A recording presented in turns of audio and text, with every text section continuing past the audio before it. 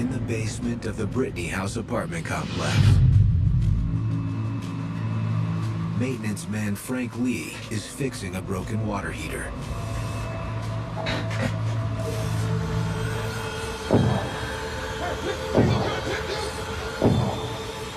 He hears a commotion when he's in the basement, and it's a fairly noisy apartment complex, and he didn't think anything about it. He continues working on the water heater.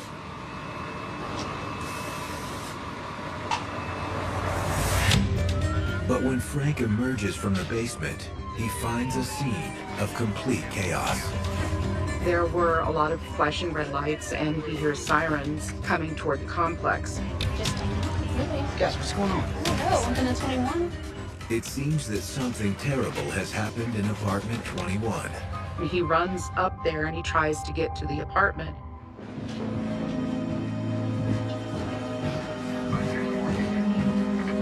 Can't come in here right now, sir, okay? The police stopping, but not before he sees two bodies laying on the floor. A little over a mile away, Lt.Joe Kenda is on the scene of another crime. Go for Kenda. When this particular case came forward, I was working another shooting, and I had a team of detectives there. Dispatch tells Kenda there's been an apparent double homicide. 10-4, Kenda out. You're gonna have to take this one, Butler. Make sure you get everything under control, and I'll be there as soon as I'm done here. On my way, sir. I had trained Sergeant Butler for a period of several months to be a backup person in homicide call-out because I just can't be everywhere all the time. Once Kenda determines that the victim of the first crime is going to survive, he breaks away and heads to the crime scene on Arvada Street. This is a low-income housing area. There are lots of people in these buildings that have long criminal histories. When I arrived there, Butler had done exactly as I'd trained him. Nice work, Butler. Thanks, Lieutenant. So what we got? Got 2 Vicks, both pronounced on scene, and both have already been transported. Can you take me to the officer that first went in the apartment? Yeah, I'll take you there.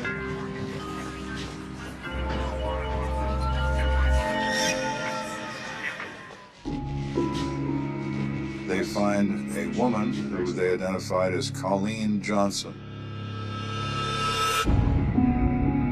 She's 36 years old. She is the tenant of apartment 21. So from what the officer describes to me, Colleen Johnson died instantly. She didn't have a chance to move off that sofa. The sofa has very little blood, even though there's an exit wound, because she doesn't move very far and she's sitting upright, so gravity doesn't have an opportunity to drain the chest cavity of blood, so probably most of the blood is contained within her body. The second victim is Luis Matos, a 29-year-old sales clerk. Where'd they find him? Right there on the floor. He has been shot twice, once in the upper shoulder with an exit wound and a central chest wound with no exit. Kenda inspects the door for evidence of a break-in. There's no damage to the door frame or to the door itself. Nobody kicked this door in. Whoever did this must have known him. They didn't break the door in. It's always extremely helpful when I get the feeling or the sense that the killer is known to these victims. From everyone to someone in their circle of acquaintances. Looks like Lewis was on the couch when he got shot, too. I look at the sofa spot next to her, and I see a bullet hole in the wall that would line up with Mr. Matos' shoulder if he was sitting next to her. Any slugs? Yes, sir. One appeared to pass through him into the wall. The second was still in him, and the third was over there. I look on the floor next to the sofa, and there is a slug with bullet wipe on the sides of it. So that's pretty obvious to me that that is the round that goes through Colleen and now winds up on the floor next to the sofa. When a bullet passes through a human body, It is at high temperature and moving at supersonic speed. So it produces blood, and the blood is literally seared onto the bullet by the heat. It's referred to as bullet wipe, but it's actually cooked blood.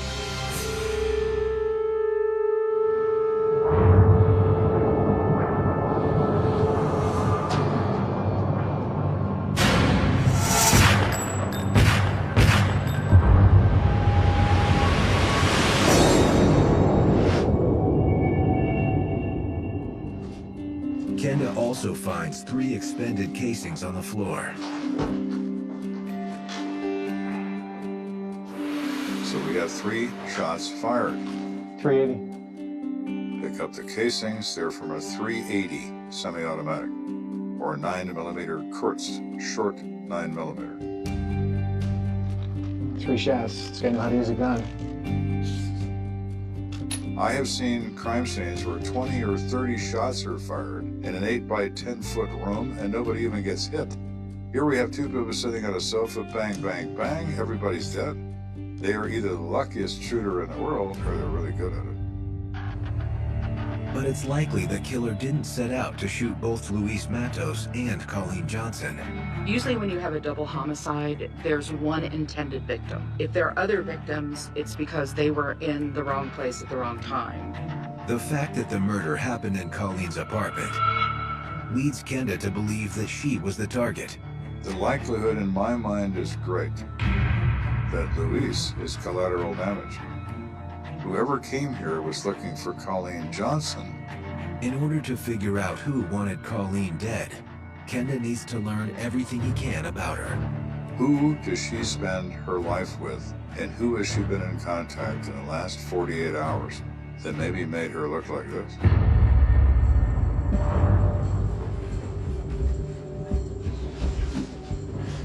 All right, let's go knock on some doors.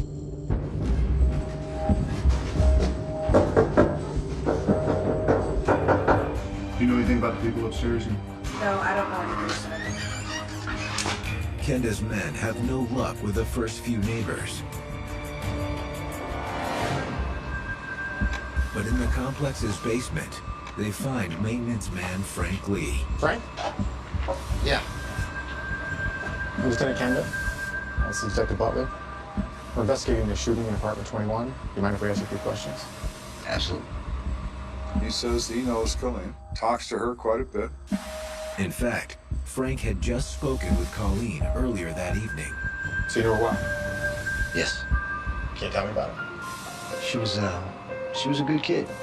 Well, she's a nice person. She's got financial problems, like kind of we all do, but she works hard and she tries her best, and she just had some hard luck in her life. What was her relationship with Lewis? They were very close. She always talked to him about her trouble. Trouble, you say? I like the T word. What kind of trouble? She's got this boyfriend. Oh, yeah? And what's his name? His name is Alvin, but everybody calls him Sarge. Because he's in the Army at Fort Carson. He said they're like oil and water, those two. They fought all the time, and you could hear it all throughout the whole apartment building. Frank recalls Colleen has even called the police on Alvin. Nando, give me back my phone. I'm gonna call the cops. Hello? Yeah, I need to report stolen property. His name is Alvin Mulder. So if I'm looking for somebody, I certainly like a disgruntled boyfriend. He's been in the Army a long time. He's pretty familiar with guns. Probably pretty familiar with how to use them. 3 shots fired, 2 dead people. Alvin looks pretty good to me.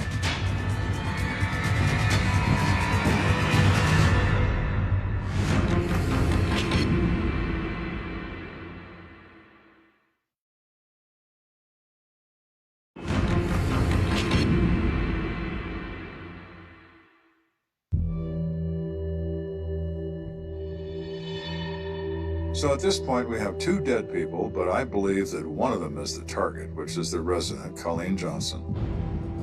And I find out she's got a disgruntled boyfriend in the Army. That's very convenient. So our focus now is Alvin, and where is he?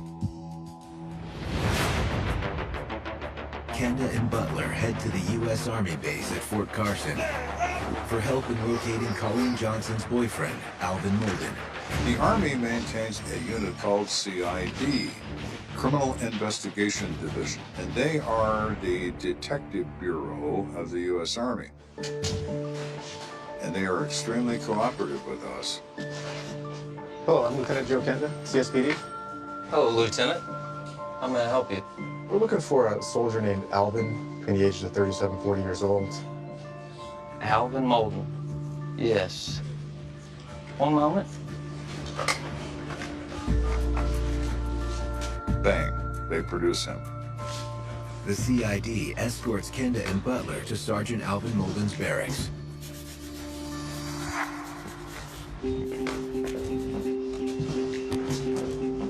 Howdy, Sergeant.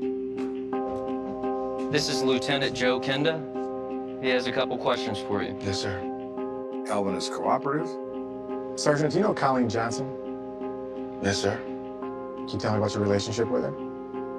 He's been dating her for 2.5 years. He admits to all the trouble they've had over the years. Where were you last night between the hours of 7 and 9 p.m.? Right here at the barracks, sir. Can you confirm this?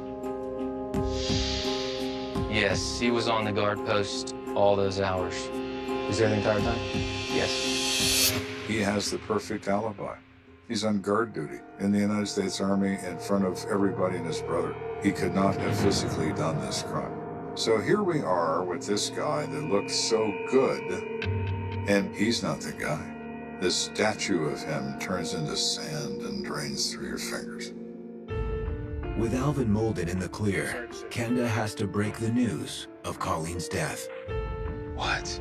I'm sorry for your loss. He was extremely distraught. They had a bad relationship, but he loved her deeply, and it showed. I know this is difficult, but I need to ask you a few questions. Can you think of anyone that would want to hurt Colleen? No, sir. He can't imagine anybody that would do that to her. Can't imagine her being in a position to even know people that would do something like that to her. Once Sarge kind of overcame the initial shock of the news, he was able to tell police a little bit about Colleen. I mean, she was a store clerk. I mean, she tried her best to make ends meet. He said that she works hard, she makes little or no money, she's barely making it. Because of her financial status, Colleen had to live in an apartment complex that wasn't the best in the Springs, and it did have some elements of some drug activity. Did she use drugs at all? No, sir, she didn't. She doesn't do drugs, she doesn't buy them, doesn't sell them, doesn't tolerate people that do. Colleen made a point to avoid the criminal element that lived in and around her building. Colleen is not a person who is causing problems for anyone. With no indication that Colleen had any enemies, Kenda wonders if he's barking up the wrong tree. Am I wrong to assume that Colleen is the target? What if Luis is the target? Colleen is the collateral damage, because somebody knows he's over there at her place. So now the next step. Tell me about Luis. Kenda needs to know everything he can about Luis, and he's in luck. An officer has found a friend who was with him just before the murder. Carla Cox is well known to Luis and spends a lot of time with him in his apartment. It's clear to Kenda that Carla Cox is distraught over the death of her friend. So you know something about what happened last night? I didn't see anything, but I was with Luis last night. Colleen was having a bad day. That's a friend of ours. And he told me Colleen is somewhat depressed about her boyfriend, and she wants to talk about Alvin, Sarge. So she's having relationship problems, so he said, I'm gonna go over and talk to her. Went over to the apartment, and I went out to my patio, and I heard 3 gunshots. So I pressed Carla a little bit, and I said, well, you know, he's not involved with it. No. But it's not that he wouldn't do that. What do you mean? He was a ladies' man. I mean, Guess that's why he had an ex-wife. Carla tells Kenda that Luis is in the middle of a bitter divorce. He gets around. Oh, yeah? Yeah. And she really got mad at him for all the women he would run with. He was known to have extramarital relationships, to include one with an 18-year-old. She doesn't seem to be amused by his taste in young women, particularly when he's in bed with them and she coaches him at it. So now we have a new thing to think about. Do we have the jealous ex-wife?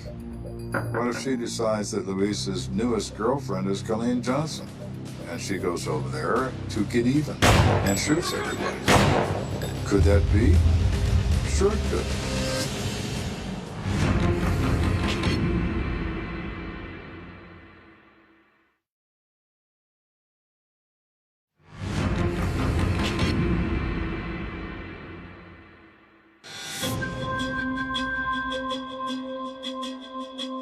So here we are.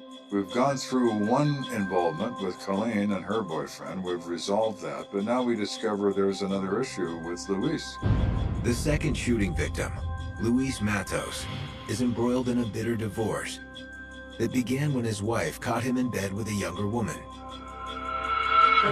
So what if the ex-wife is tired of catching him in the rack with women other than her and decides the surest method to do that is to take him out? So now our new step is, where is ex-wifey and what is her story? Lieutenant Kenda, dispatch. Dispatch to Kenda. I need to get an address for a Cynthia Matos. They wanted to make sure that she wasn't a scorned ex out for revenge, getting not only her husband, but apparently her husband's new girlfriend. Go for Kenda. Located Luis's ex-wife. She is dead, so you'll need an interpreter. So we go over, we talk with this woman through an interpreter. Mrs. Matos, I'm sorry, but I need to know your whereabouts between the hours of 7 and 9 p.m. last night. She was here with her children and her mom. We have an alibi we can check out, we do, and it works. So this little deaf woman who is so quiet and reserved can explain her whereabouts quite well during the time frame of the murder. She has no opportunity. She may have motive, but you need opportunity, and that she doesn't have. The murders haven't made the local news yet. Now it's up to Kenda to tell Cynthia about Luis's murder. It's much more difficult to give a death notification through an interpreter. It's not the same as eye to eye, voice to voice. Hear my voice and feel me tell you that I'm sorry about the death of your loved one. Mrs. Matos, I'm sorry to have to tell you this, but Luis has passed away. I have no idea what or how the interpreter said it, but I could see her almost physically jump as she was watching this woman's hands, telling her what I told her to tell her. The police came to where I was living and told me that Luis was murdered, and I was just heartbroken. I'm very sorry for your loss. Even though Luis wasn't faithful to his wife, he was always there for their kids. She had 2 children. They were Luis's children. They were going to grow up without a father. Who's this little girl? That's our daughter. And I said, hold on one moment, and I actually went and grabbed our son, and the police actually held our son. And you could see that the police were just so upset. Cynthia tells Kenda that Luis was a wonderful dad. In my line of work, you often encounter children who are victims of the loss of a loved one. It's always an awful thing. It absolutely fills me with resolve. How old is he? 10 months. I can't undo this. I can't make their father become alive. I can't do any of that. But I can take revenge for them. That I can do. We're going to do something here that needs to be done. And that's what I do. So now what, boss? It's a good question. We're in a quandary as to where to go next. When you are conducting the investigation, sometimes you run out of leads, you run out of direction, and you have to go back to the beginning. You always go back to the scene and you start fresh again. So we continue pursuing knocking on doors. We're going to knock on every door until we get an answer from every person in this complex to see if they know anything. 3 hours into it, the officers' canvassing efforts pay off. Hey man, how's it going? I'm Detective Butler. A detective knocks on apartment 12 and finds a Felicia Miller who lives in this apartment. Do you know anything about what went on upstairs?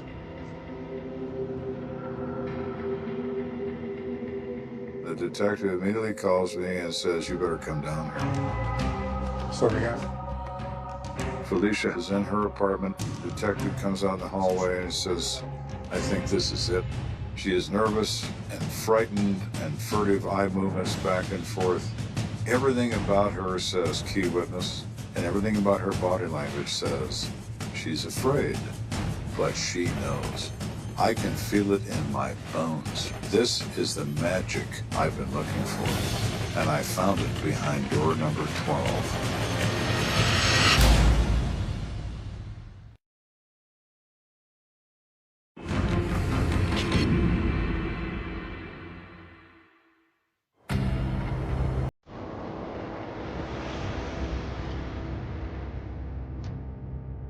So here we are, we're working to no avail. We have promising things that fall apart. We have promising people that go away. But now we have found maybe, just maybe, somebody that has something to say. Her name is Felicia Miller, and she lives in the apartment directly below the crime scene. She is also several months pregnant. She's frightened, but she also has the look.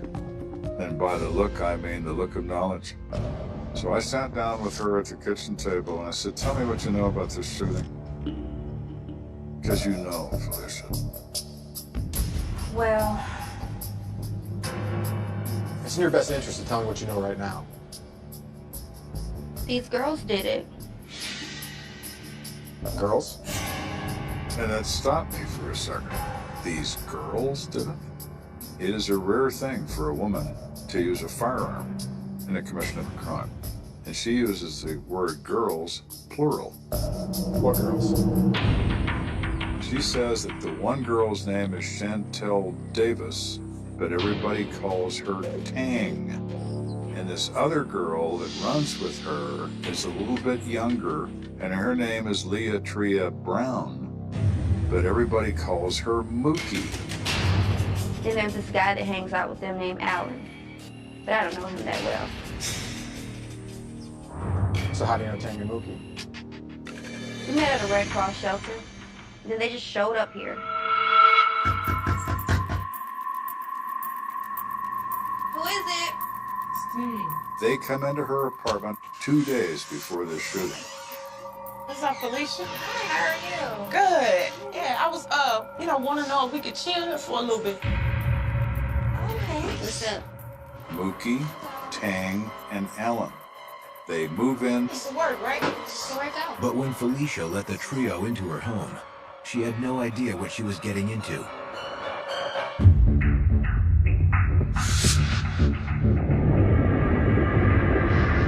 Almost immediately, they began making crack, which Felicia hadn't bargained for at all. They just barged in and started running their drug business. So while we're talking, to illustrate her point, she gets up from the chair and she shows me this frying pan. See? That has some residue in it. She shows me a plate and a paring knife and a few other things that she said they used. This is what I'm talking about. The method for manufacturing crack is to take some powdered cocaine and mix it with whatever you can get your hands on. Add a little water, add high heat, and it turns into a waxy soap-like substance, a quarter-inch thick or so in the bottom of the pan. You chip that up with a pocket knife into size of about your small fingernail, and it's called a rock. That is a dose of crack. Hey, what you want, 5 or 10, Stan? 20, fool. They sell at the time for $20 a rock.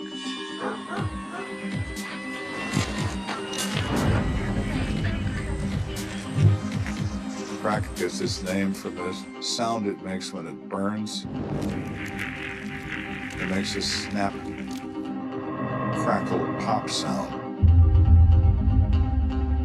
Hence the name crack. Do Tang and Mookie use drugs? No. As far as I know, they just deal. I've never seen them used. They just sell it. It's just for the money. That's the only reason they do it. What else can you tell me about them? Tang is the one in charge. She kept describing Tang as the leader of this little crew. That whatever Tang said, everybody did. Tang's a drug dealer. Tang has a hair-triggered temper. And even Tang's criminal associates are afraid of her. And she always carried a gun. Do you know what kind of gun? No idea. The fact they're using her house could draw her into criminal charges. Being pregnant, she doesn't need this stuff being cooked around her or the threat to her residence. So she's looking for a way to get them out. Felicia tells Kenda and Butler that 2 days earlier she mustered up the nerve to tell Tang and her crew they had to leave. But Felicia got scared and decided to enlist the help of a trusted neighbor. She considers Colleen Johnson to be a nice person and she likes her.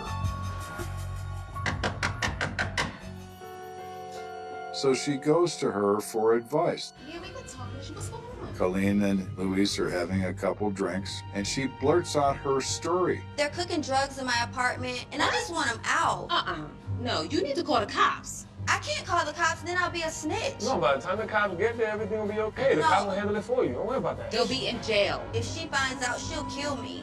Both Colleen and Luis tell her, call the police. They'll show up, everybody gets arrested, they're gone, the cocaine is gone, problem solved. Well, can I use your phone? I would, but it's been turned off, sweetie. Luis says the phone in my apartment works. Go to my apartment and use my phone. It's not a problem. Okay. Felicia says she started for Luis's apartment, but once she got to the door, she got cold feet. On the street, the last thing you want to be known as is a snitch. A government bill to crack down on laboratories. She does go back and talk with Mookie and Tang to try to reason with them to have them leave her apartment. Bob here had a chin problem. My father. Felicia, what's up? Chin problem. Yes, I mean I can see you still cut quite. I need for you to leave. We just got here. I'm serious. Then, Felicia makes a fatal mistake.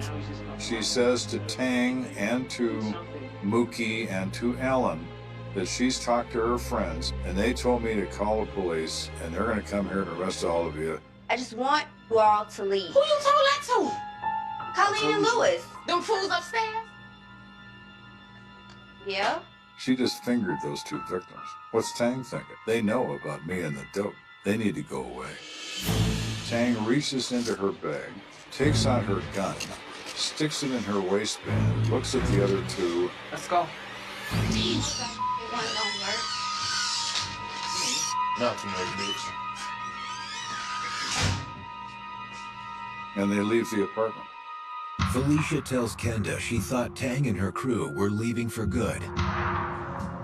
That's when she heard the gunfire in the apartment above.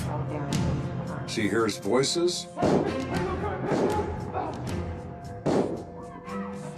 And she hears gunshots. Move. What happened?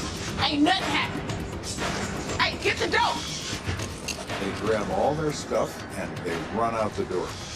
And Felicia never sees them again. Fearing the worst, Felicia goes to check on Colleen and Luis.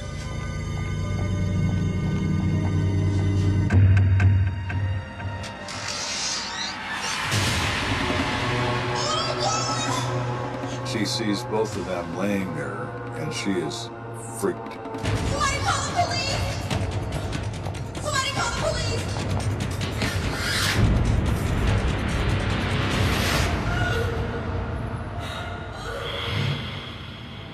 I've got the magic information. Chantel Davis, age 22, aka Tang, is most likely my killer. Kenda knows who he's looking for. Now, the trouble is finding them. These people are in the wind. They're running, and they're not going to stop until they get out of the state of Colorado. My mission is to find them before they kill anybody else. This woman is dangerous, period, the end. So I do something then that I rarely do.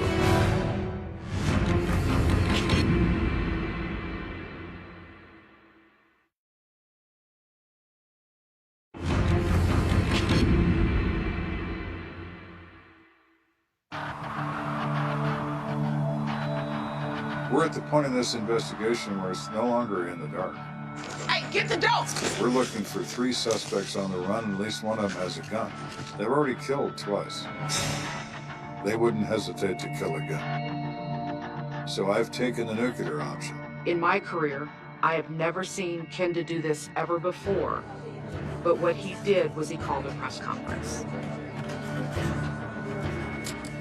I'm not known as particularly friendly, so the fact that I've asked for a press conference, they think is a big deal. So they all show up in like 15 minutes. Thank you all for coming. Kenda has a strategy. Use the news media to convince the killers to surrender. Bad guys watch the news. They watch, and I know they do. Presently, we have 3 fugitives that are on the run. I announced to the planet, radio, TV, print media, I have active arrest warrants for the crime of first-degree murder for Chantel Davis, age 22, also known as Tang. Lt.Joe Brown, age 19, also known as Mookie. And a 3rd suspect that goes by Daryl Allen. They're considered armed and extremely dangerous. In only true Joe Kenda style, he looks right into the camera, speaking to the suspects, and says, If you're encountered by police, it's likely they'll shoot first and ask questions later. If they would like to survive their encounter with the police, for their own safety, they need to surrender to me. I won't hurt you, but I can't say the same about my brothers and sisters in law enforcement. If you're within the sound of my voice, you need to understand this. I am life, and everything else is death. Make your choice. Thank you. We won't be taking questions at this time. Within 40 minutes, the phone rings. It's Chantel Davis. She's at the bus station in Colorado Springs, and Mookie is with her. And they want to surrender so the police don't kill them. Within minutes, Kenda's men are at the bus station, ready to apprehend their suspects.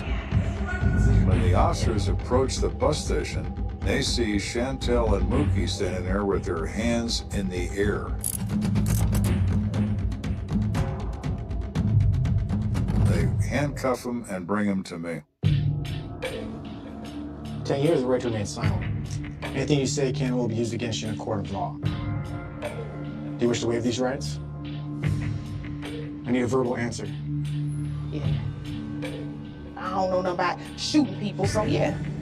Tang is mad at everybody and mad at me too. We sit and talk for a few minutes. Do you own a gun? No. Have you ever owned a gun? Yeah. She did have a gun once, but she left it at her aunt's house when her aunt threw her out. And then she says that bitch probably pawned it. Where were you last night? Me and Mookie were at Big Bird's house all day and all night. You mean Alan Covington? Alan Covington is a person known to me who goes by the street name of Big Bird. Yes. So you know anything about a shooting? I don't know what you're talking about. But I figured the cops would shoot my ass if I didn't come in and surrender, so I did. But I'm done talking. I want my lawyer. All right.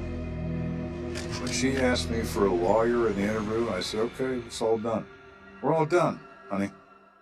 It's extremely rare that you have a person like Tang, who is a female, who has enough nerve and enough grit to have minions under her control, Mookie and Alan. I have very seldom seen that. She is such a hard case. For a 22-year-old kid, she's got eyes made out of stone.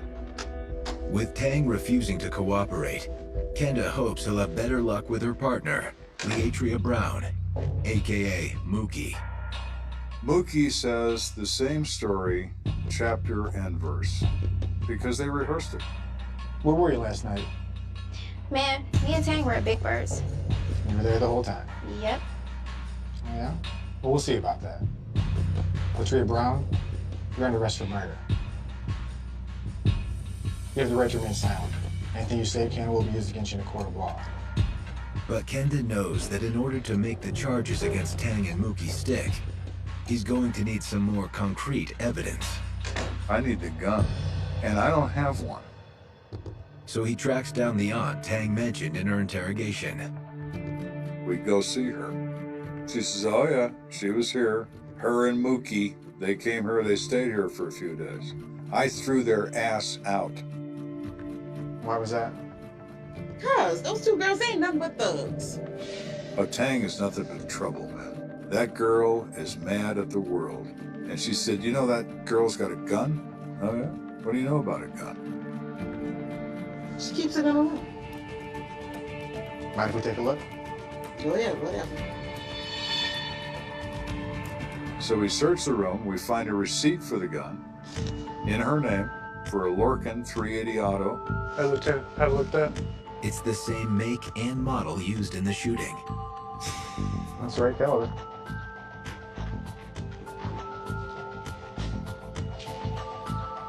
We find a box of 50 rounds of ammunition. It is the same brand of the expended casings we find in the crime scene. There are 31 rounds that are missing out of that box. We don't know where the 31 rounds are, but I know where 3 of them are. They were used in apartment 21. While the discovery of the ammunition does bolster the case, thank you, ma'am. Sorry to bother you. It's still largely circumstantial. It's not enough to convict anybody of anything. I need a miracle to make this all come together, and the miracle arrives in the oddest form. It's called the truth.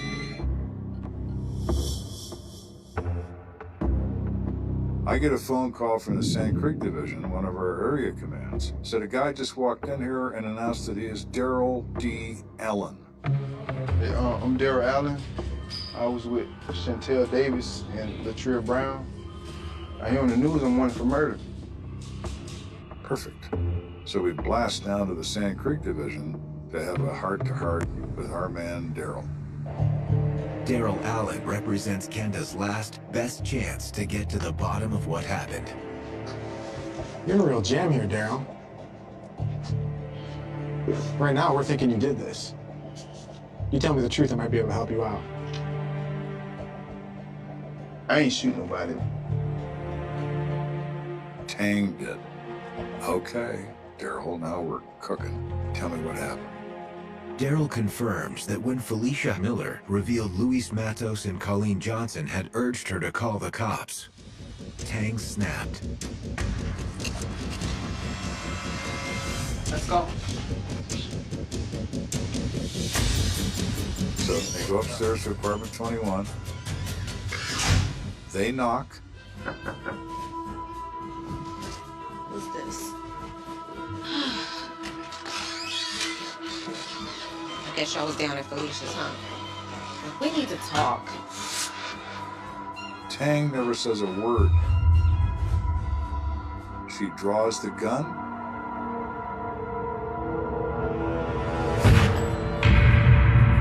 And shoots Colleen in the chest. She turns the gun, shoots Luis in the shoulder. Then Tang shoots him in the chest.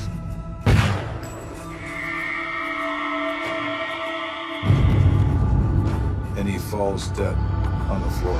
Oh my God! Let's go!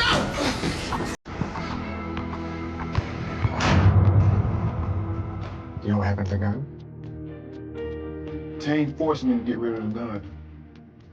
She had me go a couple blocks down from the apartment, toss it in this field. off of Arvada Street, I think.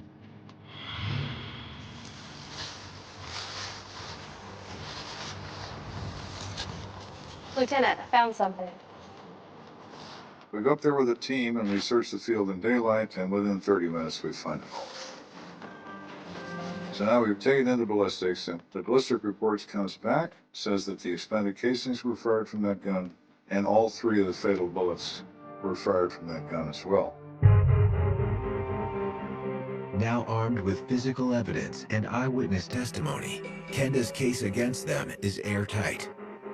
Daryl Allen and Lt.Joe Brown both plead guilty to accessory to murder. They each serve 5 years in state prison. However, Chantel Davis refuses to take a plea, but in a strange twist, her case never makes it to trial. Chantel Davis, also known as Tang, dies in custody during an epileptic seizure. Chantel Davis knew one thing: violence. Do what I want, or I will kill you. Did I shed a tear when Chantel bought the big one? No, I didn't. But Chantel's untimely death doesn't change the fact that she took the lives of 2 innocent people. There were good-natured, kind-hearted people living with people who didn't care about human beings. And the collision of those lives together ended up in the deaths of Colleen and Louise. What is probably the most important thing about this case is true innocence exposed. You have people who were trying to help somebody that lived in their building, trying to give her sound advice, and they died for it. It's the saddest thing when an innocent person dies over nothing. At 2:17 a.m., the payphone outside the Prairie Stop gas station rang once, one clean metallic chirp that sliced through the highway's hiss, and then the line went dead. The receiver swayed on its cord in the sodium light. The night clerk, 17 and half asleep behind a rack of cigarettes, looked up and saw a woman standing under the light with her head tilted toward the phone, listening hard, as if silence had weight. He would tell police later that a second figure hovered just beyond the light's reach, a darker outline that never stepped fully into view, just waited there like it owned the shadows. Illinois, 1992. Briar Hollow. Cornfields, shift whistles, a river bridge, and a diner that never really closes.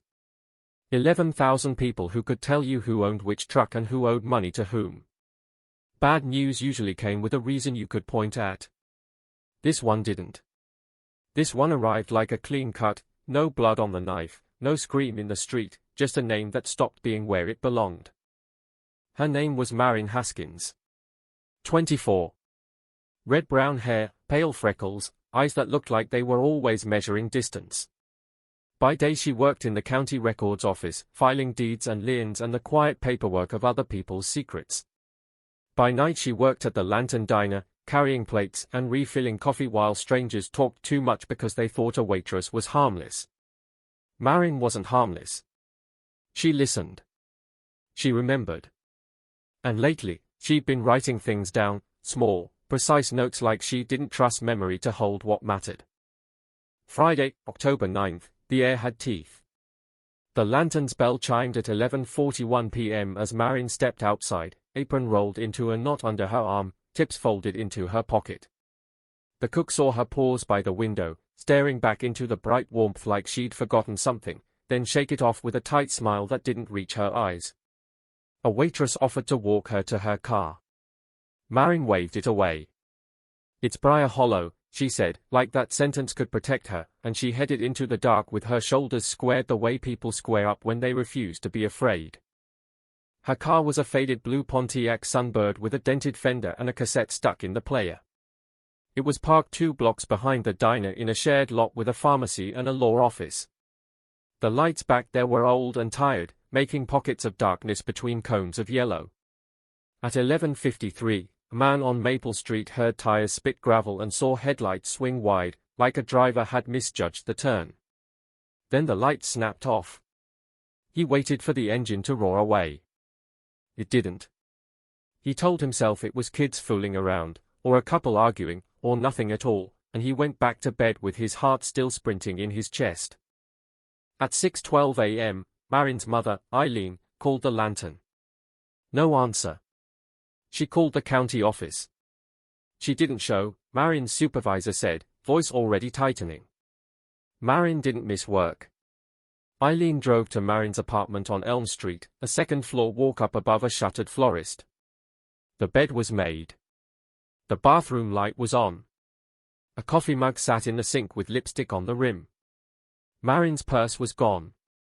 Her jacket was gone. Her spare keys were still in the bowl by the door, exactly where she always left them, like proof she never meant to go far. By noon, patrol cars were crawling Briar Hollow streets. Deputies knocked on doors and asked the same questions in the same flat voice. Did you see her? Did you hear anything? Was she upset? Does she have enemies? The town answered and watched and tried not to imagine. In a small place, a missing person becomes public property fast.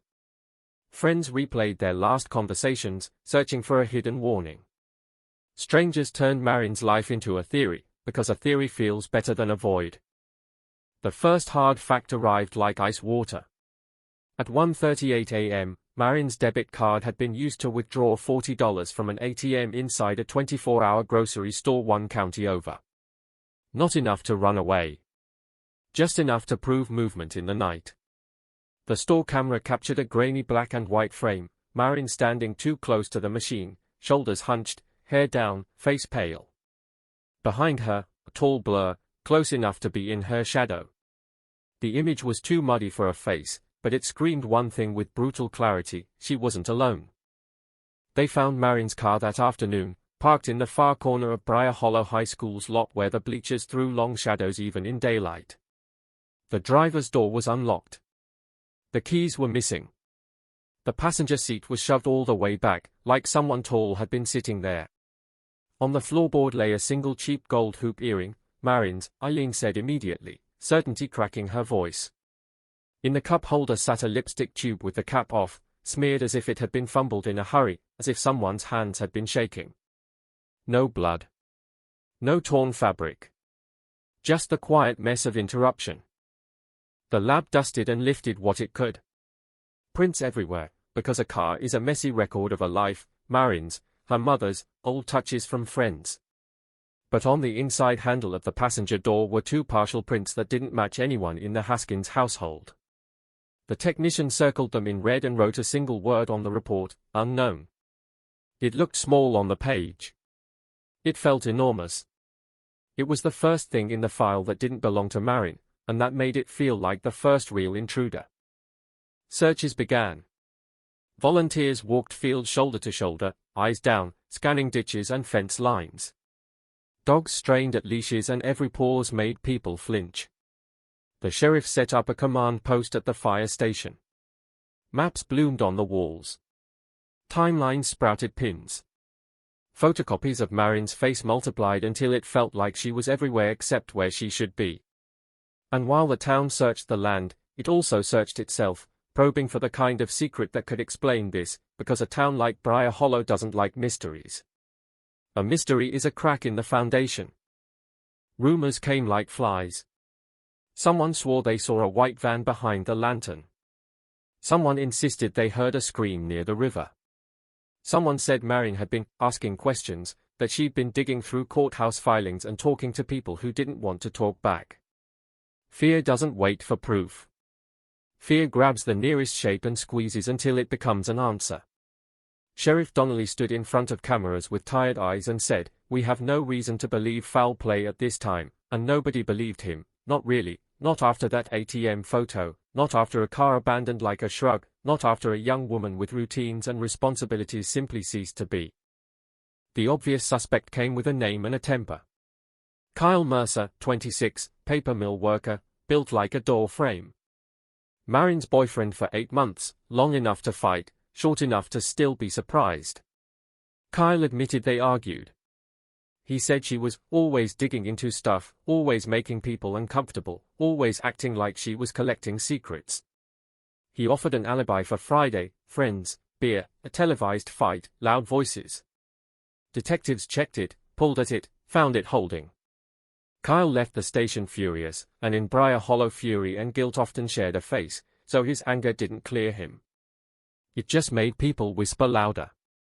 Then they found the notebook. It was jammed between couch cushions in Marin's apartment, half hidden as if someone had shoved it away in a hurry. Cheap spiral pad, edges frayed, pages bent.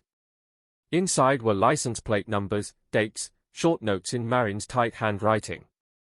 Brown pickup, no front plate, 10 halves, prairie stop.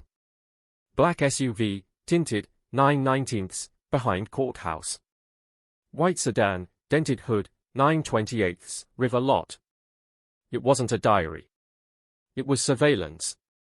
And on one page, one name appeared 3 times, harder each time, underlined until the paper threatened to tear. Keller. There were Kellers in Briar Hollow, but none of them carried the weight of that name. A deputy, flipping through property records, found a match across county lines. Randall Keller, 42, owner of Keller Construction, contractor who kept winning municipal bids and donating to campaigns. Keller arrived for questioning in a pressed shirt with a lawyer's card already in his pocket. He said he didn't know Marin. He said he'd never been to the Lantern. He said he was asleep by midnight.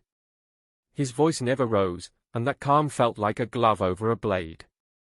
He walked out with the same clean steps he walked in with, and the room felt colder after he left. Days turned into weeks. Posters peeled in rain. Tips came in and died on contact with reality. The Prairie Stop clerk repeated his story about the payphone and the woman under the light, and detectives filed it because it sounded like a ghost story without a name, because nothing in the story could be grabbed and held. In December, the lab reported that the unknown passenger door prints weren't in the system, no match in Illinois, no match federally. Whoever touched that handle was either careful, clean, or simply never caught.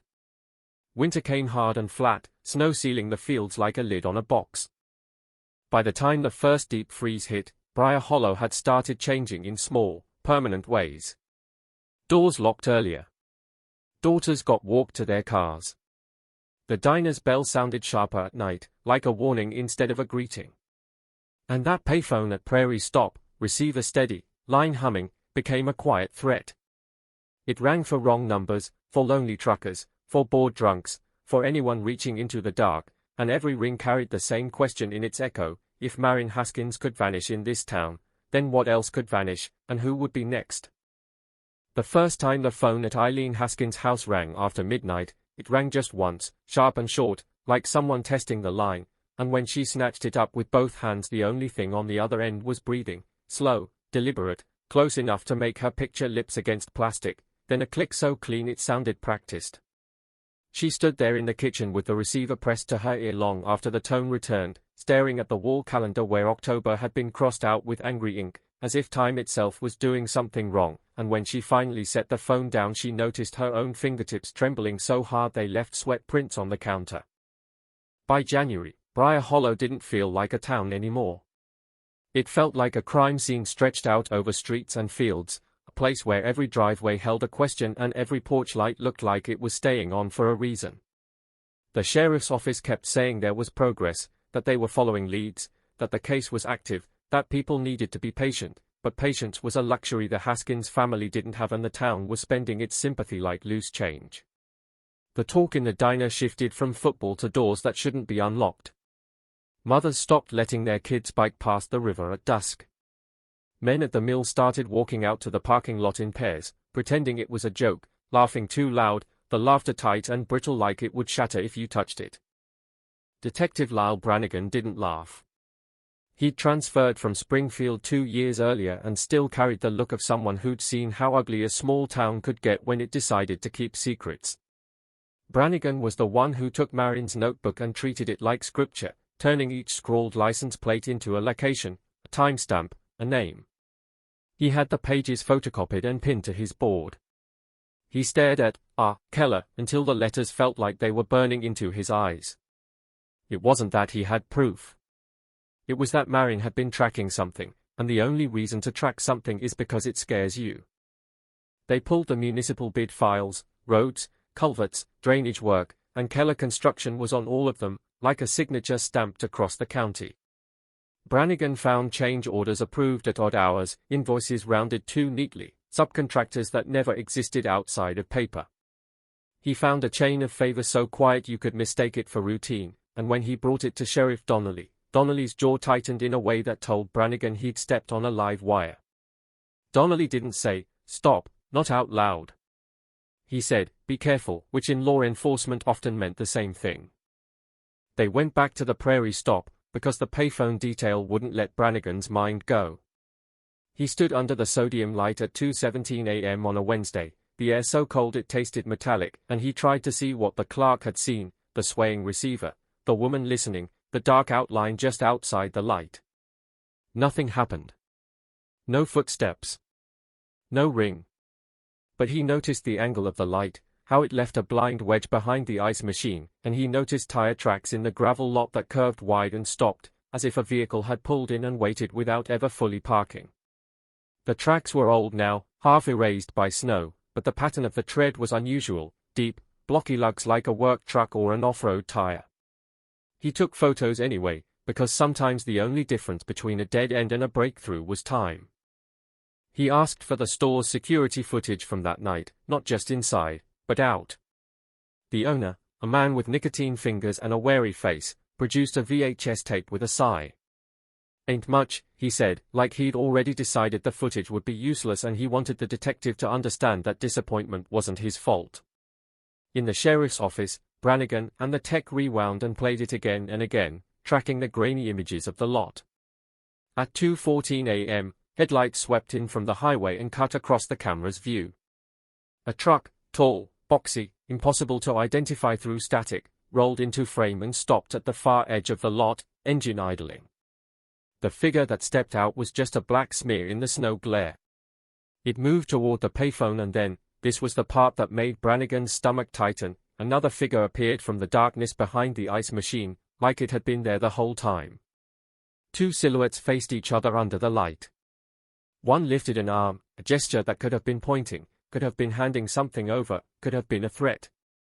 The camera's timestamp jumped. When it stabilized again, both figures were gone. The truck's headlights flicked on and the vehicle pulled away, leaving the light to hum over empty gravel. The tape didn't show a face. It didn't show a plate. It didn't show Marin. But it showed choreography. It showed planning. It showed that the clerk wasn't imagining things. And that meant the call Eileen had received, the breathing, the clean click, might not have been the grease prank she'd tried to convince herself it was. It might have been a message. Brannigan interviewed Keller again, this time not in the polite, controlled setting of the station, but at Keller Construction's main office, a low building on the edge of town that smelled of sawdust and diesel. Keller greeted him with the same calm smile, the kind people wore when they'd already practiced every possible answer. "Detective," Keller said, voice smooth. "Still chasing ghosts?" His office was too clean, desk immaculate, a model bridge displayed on a shelf like a trophy. Behind him, through a window, heavy equipment sat in rows, silent, waiting. Brannigan didn't accuse. He asked questions that seemed harmless. Had Keller ever had a reason to be at the county records office? Did he know Marin by sight? Had he ever spoken with her? Keller's answers came without hesitation. No. No. No. Brannigan slid a photocopy of the notebook page across the desk, the name underlined into the paper, and watched Keller's eyes drop for the briefest fraction of a second, so fast a less patient man might miss it, and then lift again, steady. "That's not my handwriting," Keller said, like the point was technique, not motive. Outside, as Brannigan walked back to his car, he caught a worker watching from a loader's cab, cigarette ember glowing in the dark. The worker didn't wave. He didn't look away. He just stared, expression flat, until Brannigan drove off. The message was simple: "You're seen." The case began to develop a secondary shadow, witnesses who stopped returning calls, tips that came in anonymously and then vanished, people who seemed to remember less with every interview. A woman named Joy Wilkins, who lived near the river bridge, told a deputy she'd heard a car door slam around midnight on October 9th, and a man's voice saying, "Get in." She said it wasn't a request. It was a command. She said the voice wasn't Kyle Mercer's. She agreed to repeat it to Brannigan the next day. When Brannigan arrived, Joy opened the door a crack, chain still latched, her eyes rimmed red. "I don't know what you're talking about," she whispered, and her gaze flicked past his shoulder to the street behind him like she was checking for someone else. Brannigan kept his voice gentle, reminded her of what she'd said. Joy swallowed hard. "I was half asleep," she said. "I dreamed it." Her hand shook on the chain. "Please," she added, and it wasn't a plea for understanding. It was a plea for him to leave before something happened. That afternoon, Brannigan found an unmarked envelope on his desk. No return address. Inside was a single Polaroid photograph, slightly overexposed. It showed Marin's Pontiac Sunbird in the high school lot, taken at night. The car's driver door was open.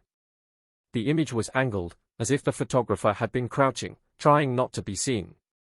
And on the glossy white border beneath the picture, someone had written in block letters, "Stop digging." Brannigan stared at it until the office noise faded into a dull roar. It wasn't evidence of what happened to Marin. It was evidence of who wanted the story buried. He logged it, bagged it, sent it for prints. The lab found smudges and nothing else. Whoever had touched the photo had either worn gloves or wiped it down with care. Either way, the warning had landed. Eileen, meanwhile, was turning into something Briar Hollow didn't know how to handle, a mother who wouldn't grieve quietly. She went on local radio and spoke in a voice that never broke, because if it broke she might never get it back.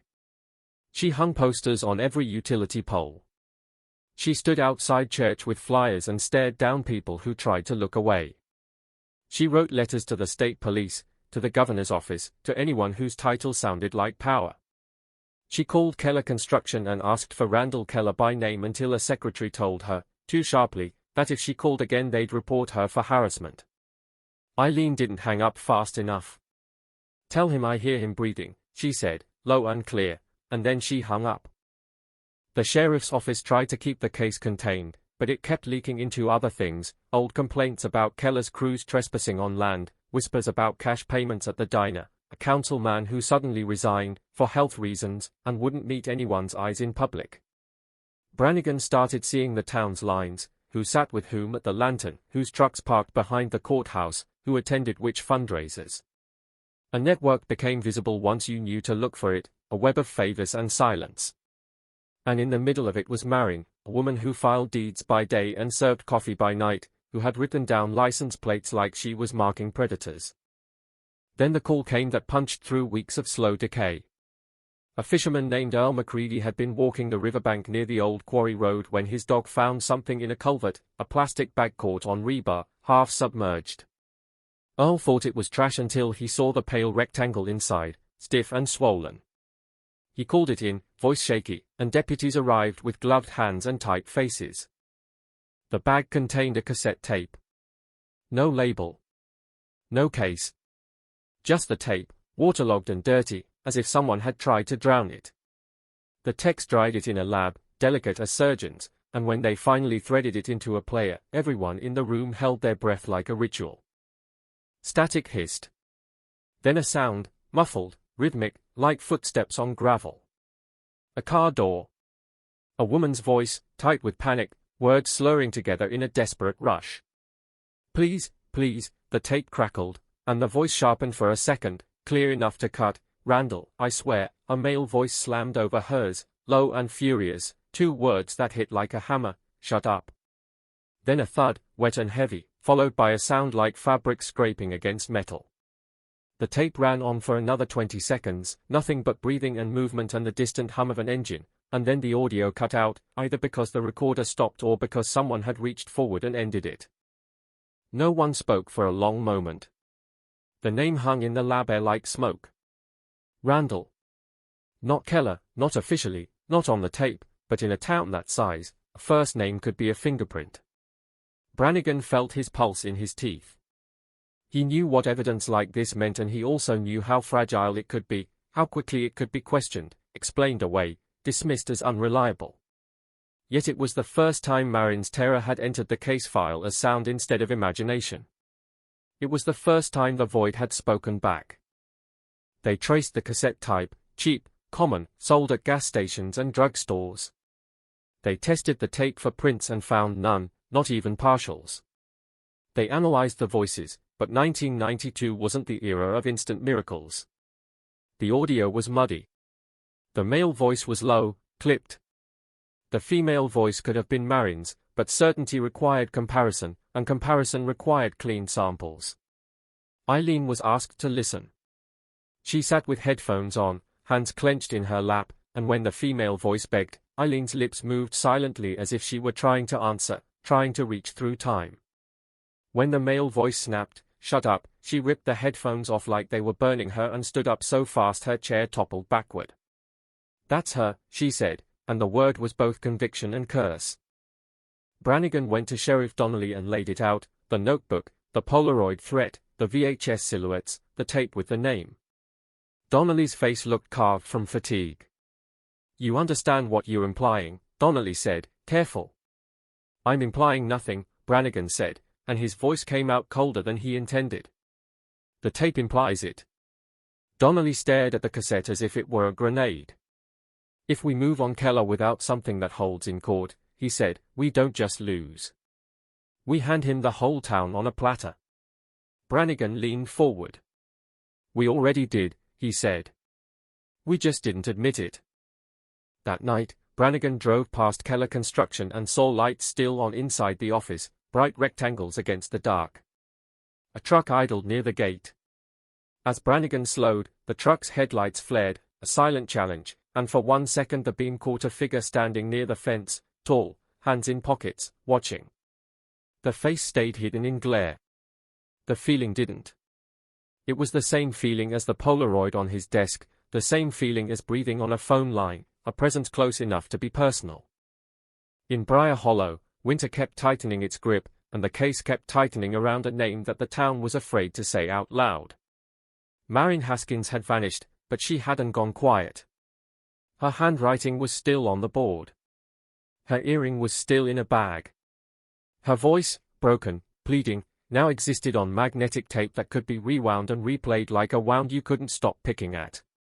And somewhere out beyond the streetlights, beyond the river's black ribbon and the fields frozen stiff under the moon, the person who had recorded that moment, whether to save her, to taunt her, or to control the story, was still out there, listening, waiting, making sure the darkness stayed obedient.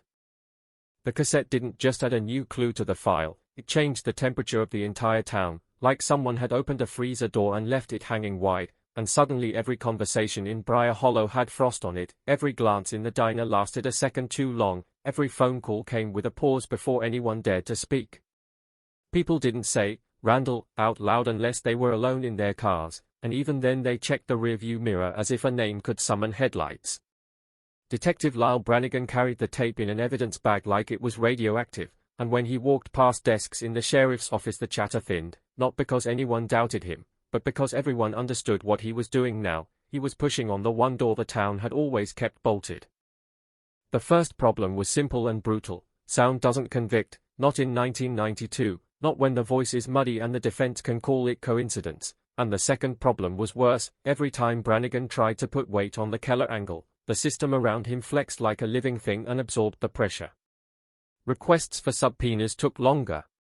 Calls to the county prosecutor weren't returned until the next day. A state lab report that should have taken a week took 3. Nothing was outright sabotage, nothing you could write up and file, just the quiet friction of a machine that didn't want to move. So Brannigan went around the machine. He drove to Springfield and sat in a state police office under buzzing fluorescents and laid the case out to a lieutenant who looked like he'd spent a decade staring at accident photos. Notebook. Polaroid threat. VHS silhouettes at Prairie Stop. The tape with the name.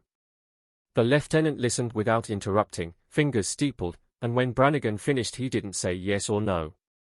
He said, "You're telling me a lot of things that point." Then he said, "You're not telling me a thing that proves." Brannigan leaned forward, voice tight. "If we wait for perfect," he said, "we're going to be looking at a grave with no body." The lieutenant's eyes didn't soften. "Perfect is what keeps you from getting sued into a hole," he said, and slid the folder back across the desk like it was already too heavy. Brannigan drove back through winter fields that looked like bleached bones, his headlights carving a tunnel through the dark, and he couldn't shake the feeling that someone else had driven this road with Marin Haskins breathing in the passenger seat, panicked, pleading, and that the road itself remembered. In town, he pulled into a lot and sat for a moment with the engine off, listening to the ticking of cooling metal, and when his radio crackled with a unit calling in a routine traffic stop he felt his jaw clench, because routine was a lie now. There was no routine in Briar Hollow. There was only waiting. The waiting broke on a Wednesday night with a scream that didn't come from a throat. It came from a dog's frantic barking, from the shatter of glass, from a neighbor running across a yard in slippers. Eileen Haskins' back door had been smashed in. The kitchen drawers were pulled out and dumped, silverware scattered like bones. The living room was ransacked, couch cushions ripped, picture frames tossed face down. Nothing valuable was missing. The TV was still there.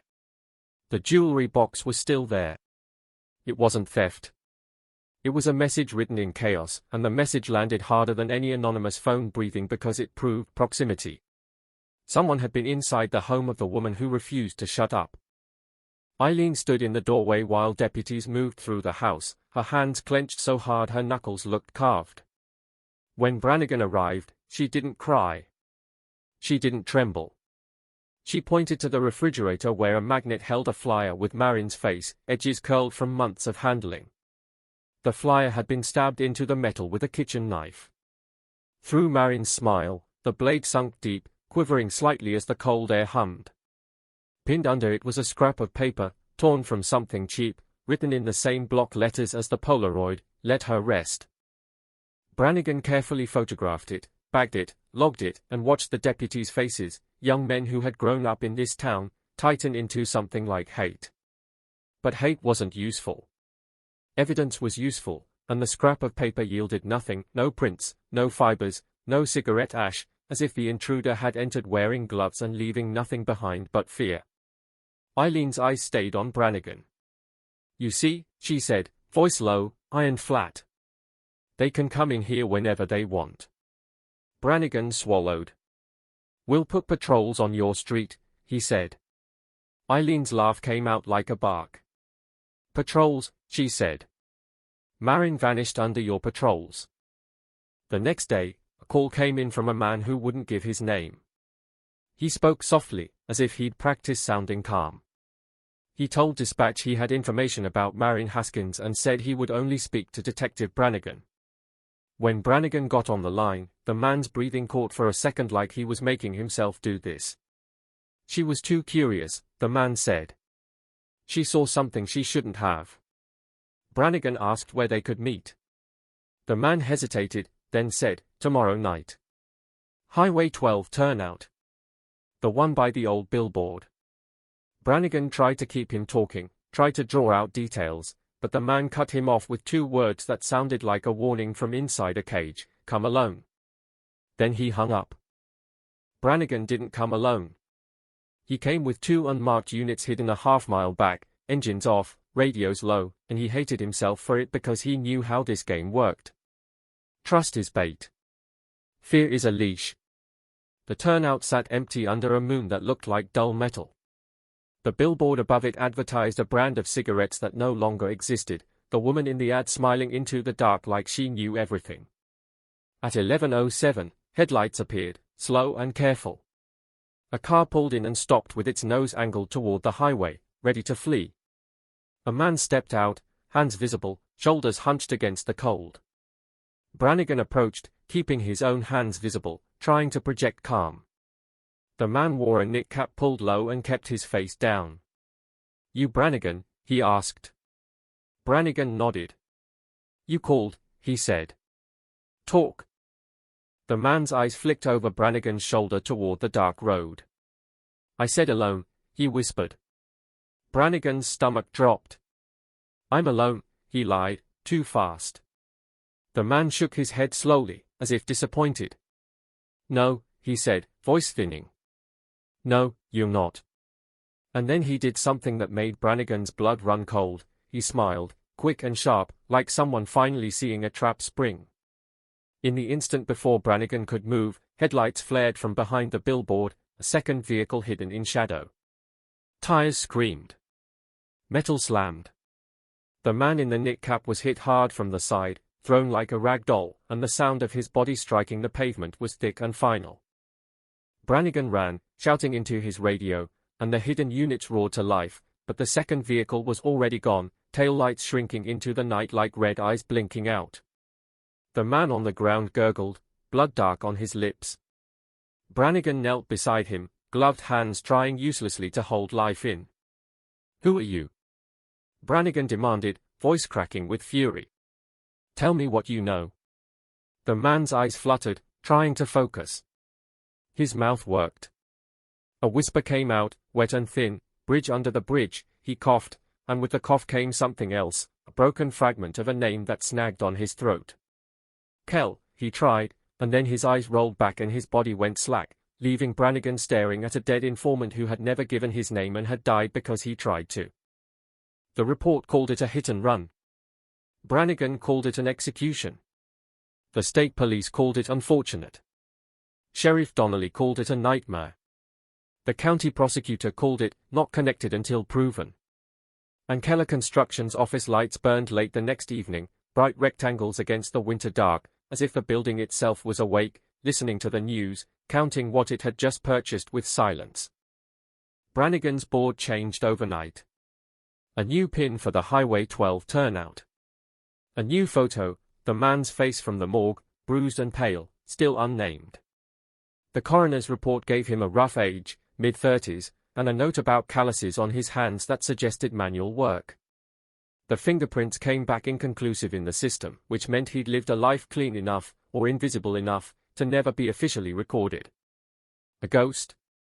Another ghost in a case full of them.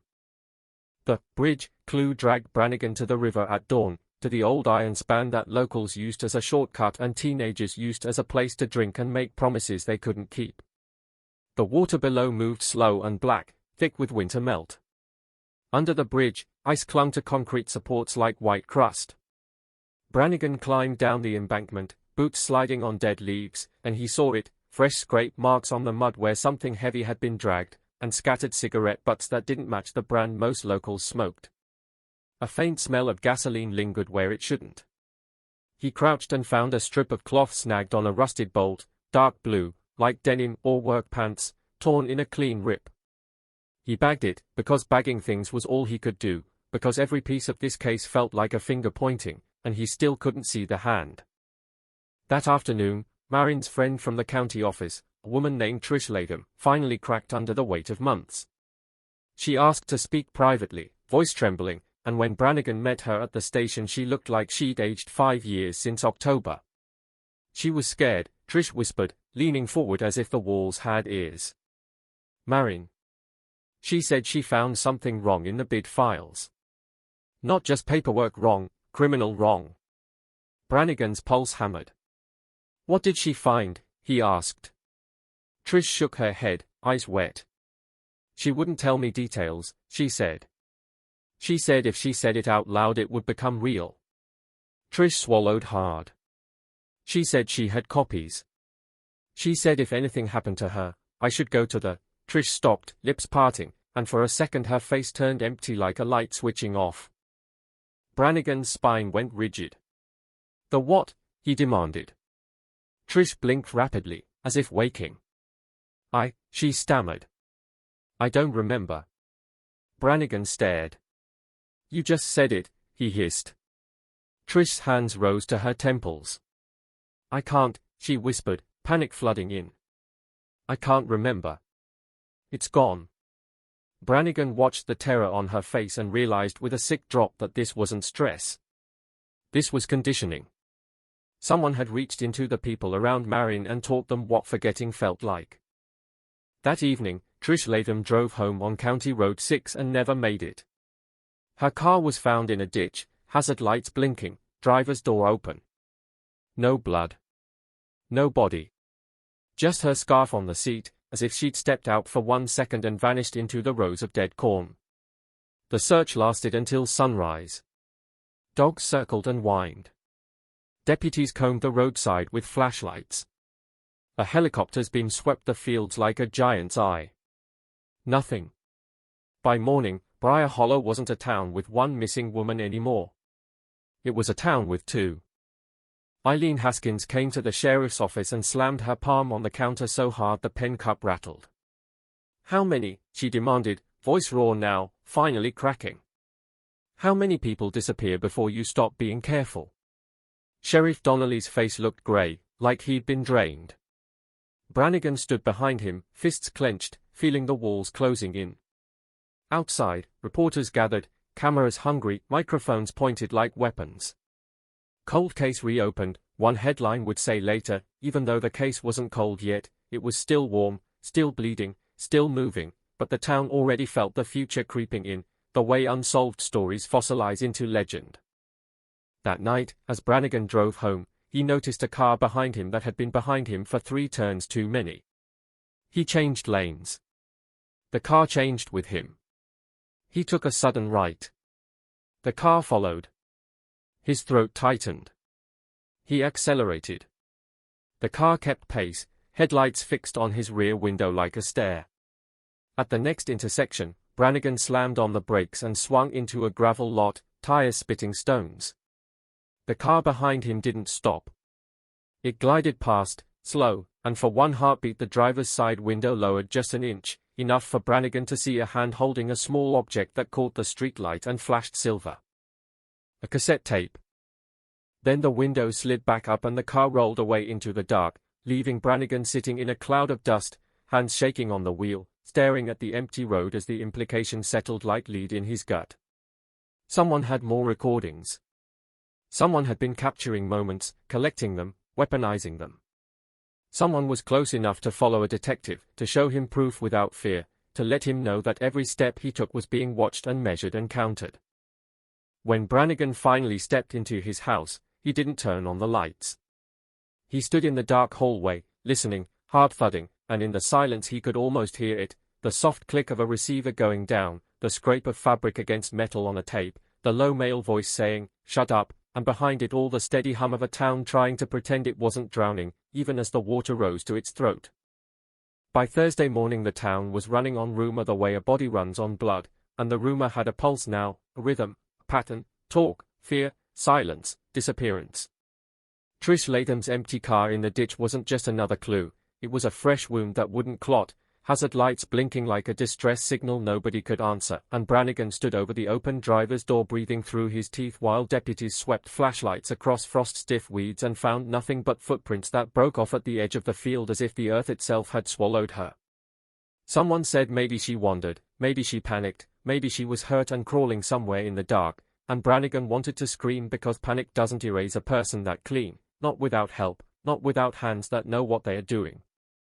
The reporter vans arrived before the sun cleared the water tower, satellite dishes tilting like scavengers' beaks, and Sheriff Donnelly looked 10 years older by the time he stepped onto the courthouse steps to read a statement off a trembling sheet of paper. He kept his words cautious, procedural, clean, ongoing investigation, active search, no confirmed connection, and the cameras drank it up and the town heard what wasn't said. They don't know, they can't control it, and if they can't control it, then maybe someone else can. Eileen Haskins stood at the edge of the crowd with Marin's flyer clutched in her fist, her eyes locked on Donnelly like she could burn honesty out of him with pure will, and when he finished and retreated inside she didn't shout. She didn't need to. Her silence did the job. It was the kind of silence that makes a man check his locks twice. Brannigan couldn't shake the image of that car following him, the window sliding down, the cassette flashing silver in the streetlight like a blade. It wasn't just intimidation. It was choreography again, show, don't tell, prove you can reach me, prove you have more, prove you control the narrative. Whoever was behind it understood something Brannigan understood too, in an unsolved case, perception is half the weapon. If you can make people believe you're everywhere, you don't have to be.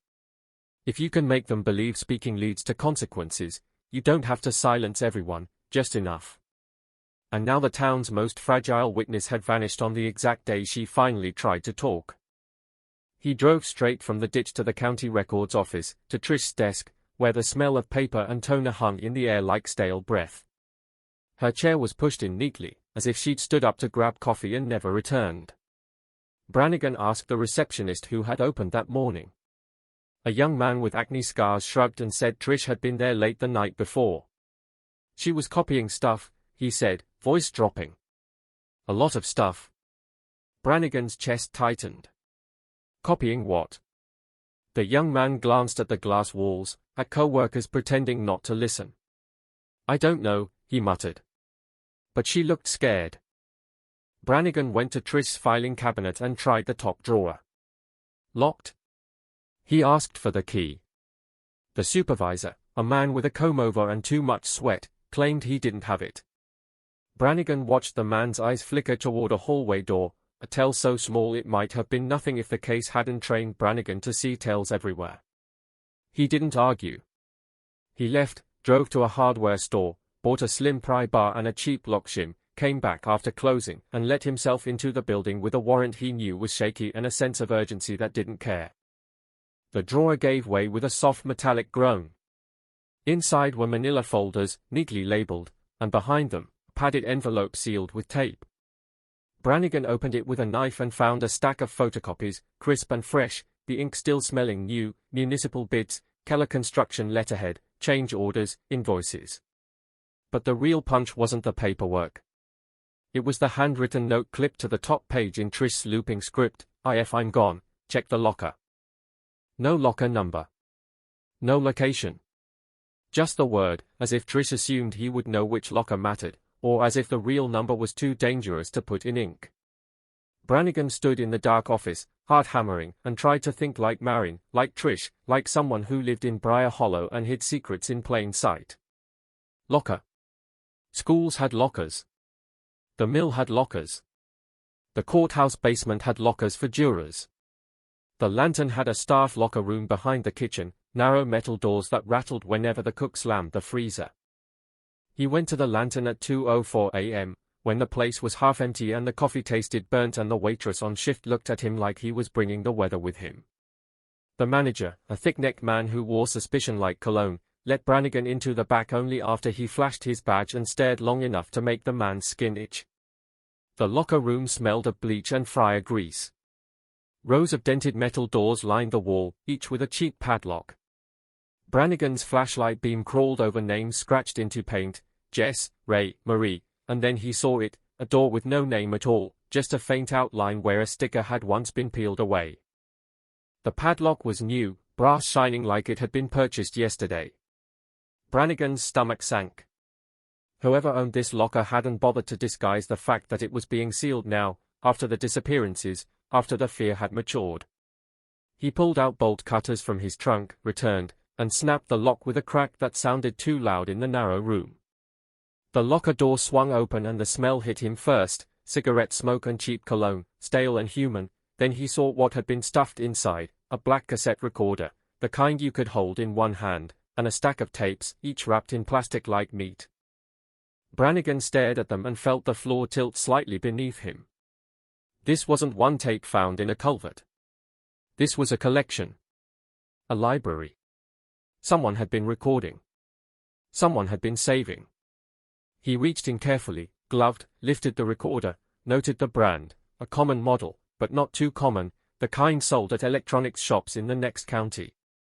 The tapes had no labels, only small colored dots on their spines, a system only the owner would understand. Brannigan bagged everything, took photos, and for a second in the harsh flashlight glow he imagined Marin standing in this same cramped room, opening this locker, seeing these tapes, realizing she had stumbled onto something bigger than bids and invoices, something that involved voices in the dark, threats, maybe confessions caught on magnetic strip. And then he imagined the moment she understood that whoever owned these tapes didn't just watch. They listened. He drove the evidence straight to the lab and demanded priority, the kind of demand that makes technicians roll their eyes and comply because they can smell desperation. The lab director warned him that tapes could be manipulated, that voices could be imitated, that audio was messy. Brannigan didn't argue. He just stood there until the director nodded and assigned a tech to begin digitizing and enhancing what they could. While they worked, Brannigan sat in a plastic chair under fluorescent lights and watched the door like he expected someone to walk in and take it all away. At 5:31 a.m., his pager buzzed. A fire. County Records Office. He was on his feet before the message finished, already running, because the timing was too perfect, too sick, too precise to be accidental. He reached the building to find smoke spilling from broken windows, flames chewing through paper, and would like the building had been soaked in rage. Firefighters sprayed water in white arcs. The supervisor stood at the curb with his hands on his head, face pale. Brannigan pushed past him and saw what the fire had done: file cabinets warped, folders reduced to black flakes, shelves collapsing. The smell was unbearable: burning ink, melting plastic, the chemical stink of accelerant hiding beneath everything else. An arson investigator later would find paw patterns near Trish's desk and a broken window in the back stairwell that looked like a point of entry. But Brannigan didn't need a report to understand. Someone had felt him touch the edge of something and responded immediately, decisively, with flame. It was a controlled burn, not to kill, but to erase. To blind. To remind him that paper burns and memory burns, and any evidence left unprotected becomes smoke. The town heard about the fire by lunch. In Briar Hollow, news travels faster than truth. People gathered outside the charred building and whispered, faces tight. Some muttered about teenagers. Some about faulty wiring. But eyes kept sliding toward Keller Construction's yard on the edge of town, toward the equipment sitting like sleeping beasts, toward the office windows shining clean and intact, and nobody said the name, but the name was there anyway, hovering like the second figure beyond the payphone light. Brannigan returned to the lab and found the tech with headphones on, face drawn. "You need to hear this," the tech said, voice thin. Brannigan took the headphones and pressed them to his ears. Static, then a murmur of voices, distant, like a recorder hidden in a pocket. A man laughed softly, low, smug. Another voice answered, muffled. Then a woman's voice, strained, trying to keep calm. "This isn't what you said," she said. "You said it would stop." A man responded, sharp, "It stops when you stop." The woman's breathing quickened. "You can't keep," she began, and the sound of a hand striking flesh cut her off, a crack that made Brannigan flinch even though he'd expected violence. The same male voice returned, colder now, and in the cold was something familiar, a cadence that matched the two-word command from the culvert tape. "You don't get to decide," the voice said. "You don't get to talk." The tape continued, and as it did Brannigan felt his skin prickle, because the background noise was not random. Under the voices was the faint clank of metal, the hollow echo of a large enclosed space. A garage. A workshop. Somewhere with concrete and high ceilings. Then, faintly, a radio playing a country station, an announcer mentioning a local high school game score, the kind of broadcast you'd only hear if you were in this county, in this radius, in this exact region. The tape wasn't recorded in some distant place. It was recorded here, close, inside the same world that was pretending Marin had simply slipped away. The tech paused the tape and looked at Brannigan. "We pulled what we could from another one too," he said. He slid a second tape into the player. Static again, then footsteps. A door opening. And then Marin's voice, unmistakably, tight, controlled, the same careful tone she used with difficult customers at the Lantern when she didn't want them to know they'd gotten under her skin. "I made copies," she said, each word precise. "If anything happens, people will know." A man laughed, a soft sound without humor. "People don't know what they're looking at," he said. "They never do." Marin's breath caught. "Randall," she said, and hearing her say it like that, like she knew him, like she'd spoken to him before, sent a cold spike through Brannigan's gut. The man's voice came back, smooth as oil. "You should have stayed in your lane," he said. "You're not built for this." Brannigan yanked the headphones off and stared at the tech. "This is Keller," he said, more statement than question. The tech hesitated, because he wasn't a cop, because he understood liability, because he understood what it meant to accuse a powerful man with imperfect audio. "I can't certify that," the tech said carefully. Brannigan's hands clenched. "I can," he muttered. "I've heard him talk." But he knew the tech was right. He knew a defense lawyer would shred this, would claim manipulation, coercion, imitation. He needed something cleaner.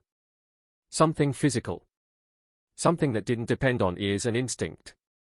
And then, as if to prove the world was still watching, the lab's front doors opened and 2 men walked in wearing suits that didn't fit the town. State investigators. One introduced himself with a clipped smile and asked to speak with Sheriff Donnelly about chain of custody issues. Brannigan felt his throat go tight. Chain of custody wasn't concern. It was leverage. The men weren't there to help him. They were there to control the evidence flow, to wrap it in procedure until it could be delayed, questioned, maybe lost. Brannigan didn't wait to see how that played out. He made copies of the digitized audio on 2 separate discs, sealed one in an evidence envelope, and slipped the other into his coat pocket like contraband. He drove to Eileen's house and sat at her kitchen table while she stared at him with hollow eyes that had stopped expecting mercy from anyone. He didn't play the tapes yet. He didn't have to. The weight of his presence told her everything. "They are burning it," Eileen said, voice dull. "They are burning her." Brannigan swallowed and slid the envelope across the table. "If something happens to me," he said, "you take this to every reporter you can find." Eileen's fingers hovered over the envelope like it might bite. "You think they'll stop at you?" she asked. Brannigan didn't answer, because the answer lived in Trish's empty car, in the stabbed flyer, in the dead informant on Highway 12, in the fire still smoldering at the records office. As he stood to leave, Eileen leaned forward, her voice suddenly sharp, the old steel flashing through the grief. "You find my daughter," she said. "Even if all you find is what's left." Brannigan's jaw tightened. "I will," he said, and he meant it the way a man means a vow when he has nothing else. On his way back to the station, he passed Keller Construction and saw a new banner hung near the gate, "Community Strong," bright letters in patriotic colors, fluttering in the cold wind like a joke told by someone who knew you couldn't laugh. A truck rolled out of the yard, tires crunching gravel, and for a second Brannigan saw the tread, deep, blocky lugs, matching the pattern he'd photographed months ago at Prairie Stop. The truck didn't speed. It didn't hide. It moved with the calm of something that believed it was untouchable. And as it passed, the driver turned his head and looked straight at Brannigan through the windshield, expression unreadable, and Brannigan felt the sensation again, being measured, being watched, being reminded that in Briar Hollow, the darkness wasn't empty. It was organized. That night, Brannigan sat alone in his office with the tape stacked on his desk like a pile of bones, listening again and again to Marin's voice saying "I made copies," and he kept thinking about Trish's note, "Check the locker," and the fact that the locker had been sealed with a new padlock, as if someone had tried to protect their collection or hide it before he could find it, and the thought hit him with sudden clarity so sharp it felt like pain. Those tapes weren't meant to be found by him. They were meant to be found by Marin. They were bait. And Marin had taken it. She'd opened the door, seen what was inside, and somewhere in the dark, someone had smiled and decided she needed to disappear. Outside, the town slept fitfully, clutching its own stories close, praying the next knock wouldn't come to their door, and in the silence between wind gusts Brannigan could almost hear the soft mechanical whir of a cassette turning, the hiss of magnetic tape dragging past her head, recording everything, saving it, waiting for the moment it could be used again, because this case wasn't just about a missing woman anymore. It was about a town being held hostage by what it knew and what it refused to say, and somewhere beneath the river bridge, beneath the courthouse ash, beneath the banner that promised strength, the truth was still down there, heavy and hidden, like something wrapped in plastic and weighted with stone, waiting for someone desperate enough to reach into freezing water and pull it up into the light. The next morning broke gray and brittle, the kind of dawn that makes even familiar streets look unfamiliar, like someone swapped out the town overnight and hoped nobody noticed, and Brannigan drove to the station with his hands locked at 10 and 2 as if the steering wheel were the only stable thing left in his world. The parking lot was already half full, but the building felt quieter than it should, an artificial quiet, the quiet of people who've been warned without being told, and when he stepped inside he saw it immediately. 2 state investigators at Donnelly's door again, their posture casual, their eyes sharp, their suits too clean for a county office that smelled like coffee and old paper. One of them glanced at Brannigan and smiled the way a man smiles when he's sure he has the stronger hand. "Detective," he said, as if greeting him in a courtroom instead of a hallway. Brannigan didn't slow. He walked straight past, into his own office, and shut the door with a controlled click that was almost gentle. Almost. His desk looked normal, file folders, a half-empty mug, the board crowded with pins and photocopies, except for the tapes stacked there like a dare. He locked them in his evidence cabinet and felt the ridiculous urge to count them twice, because the case had taught him that things could vanish without leaving footprints. Sheriff Donnelly called him in an hour later. The sheriff's face was pale in the fluorescent glare, his eyes red around the rims as if he'd slept in short, punished pieces. The state investigators sat in chairs across from his desk, arms folded, calm as stone. Donnelly didn't invite Brannigan to sit. That alone was a punch. "We've got a problem," Donnelly began, voice low. Brannigan's gaze flicked to the investigators. "Let me guess," he said. "My problem has a badge." One investigator cleared his throat with theatrical patience. "Chain of custody irregularities," he said. "Unsecured evidence handling. Unauthorized access to county property after hours." Brannigan felt heat climb his neck.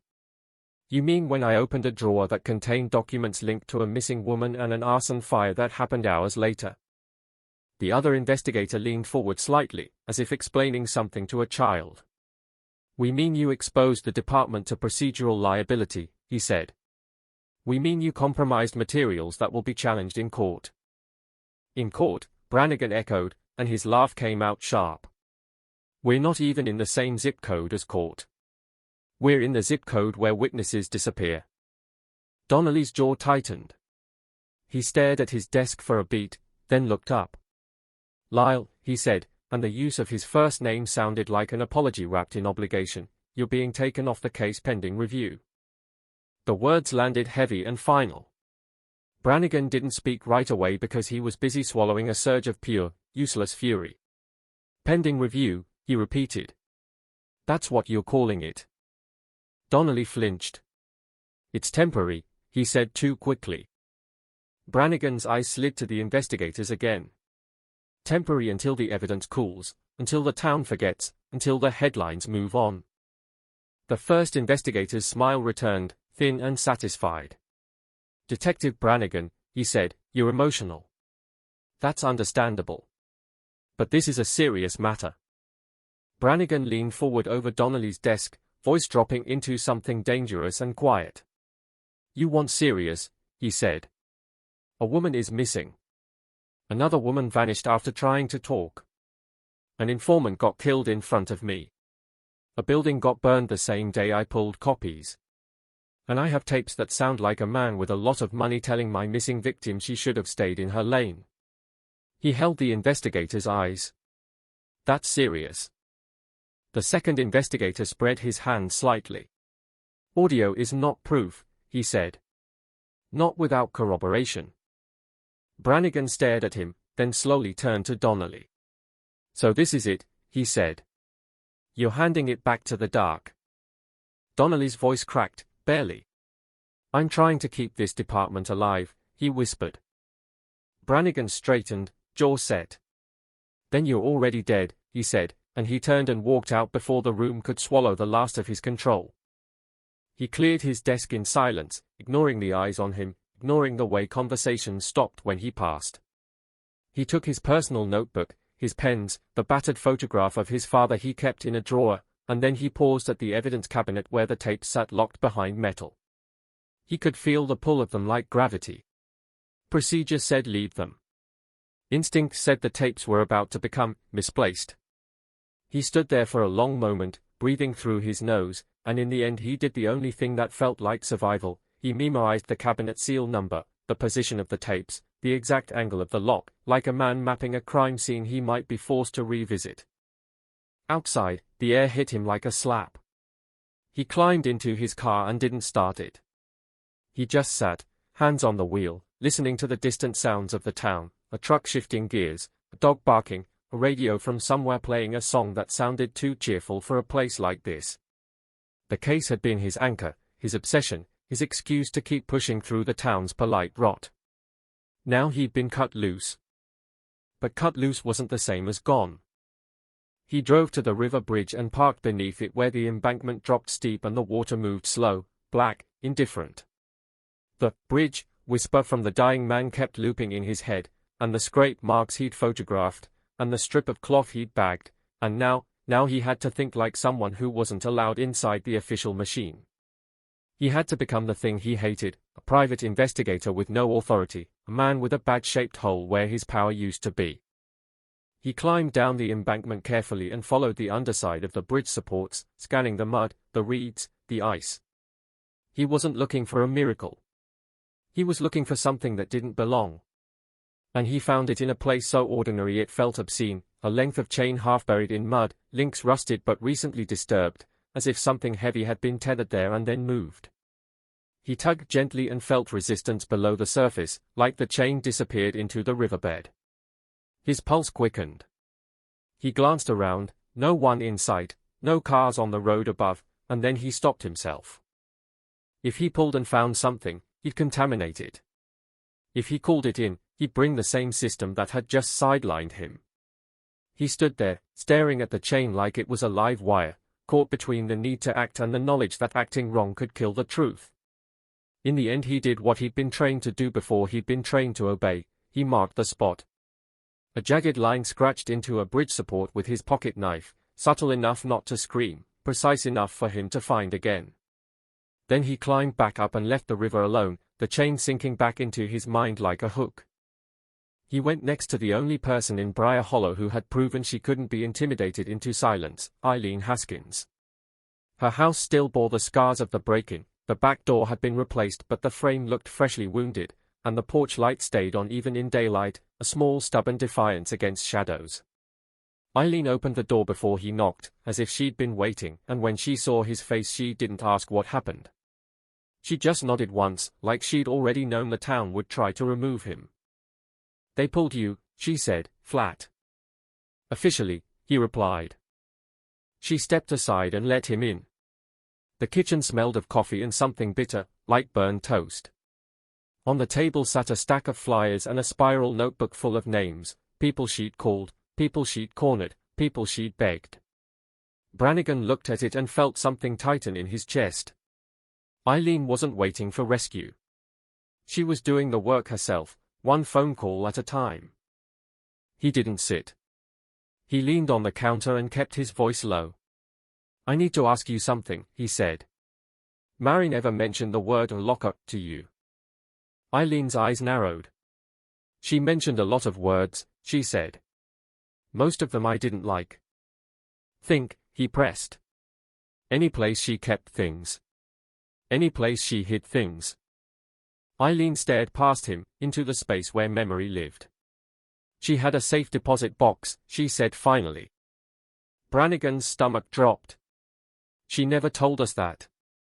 "She didn't tell you a lot," Eileen said, "and there was no accusation in it, just grief sharpened by months of disappointment.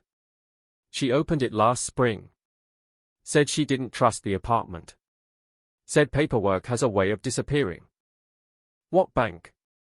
Eileen named it. "A small local branch." "Close." "Too close." Brannigan felt the urgency surge. "Did she give you a key?" Eileen walked to a drawer, opened it, and withdrew a small envelope. She slid it across the counter without ceremony. "She told me if anything happened to her," Eileen said, voice tight, "I was to wait 72 hours before I opened it. She said the first 3 days were when men got stupid." Eileen's jaw clenched. "It's been months." Brannigan stared at the envelope like it might explode. He opened it carefully and found a key and a slip of paper with a box number written in Marin's precise handwriting. Under the number, one word, underlined hard enough to dent the paper, "Copies." Brannigan exhaled. "We go now," he said. Eileen didn't move. "They'll be watching," she said. "They've been watching," he replied. "That's not a reason to stop." At the bank, the lobby was warm and smelled of carpet cleaner. The teller recognized Eileen immediately, everyone did now, and her eyes softened, then flicked nervously toward the manager's office as if sympathy was dangerous. The manager came out, a man with careful hair and careful hands, and when Eileen asked for access to the safe deposit box, his smile tightened. "Mrs. Haskins," he said, "we have policies." Brannigan leaned in, not showing a badge, because he couldn't, but showing something else instead, certainty. "Her daughter's missing," he said.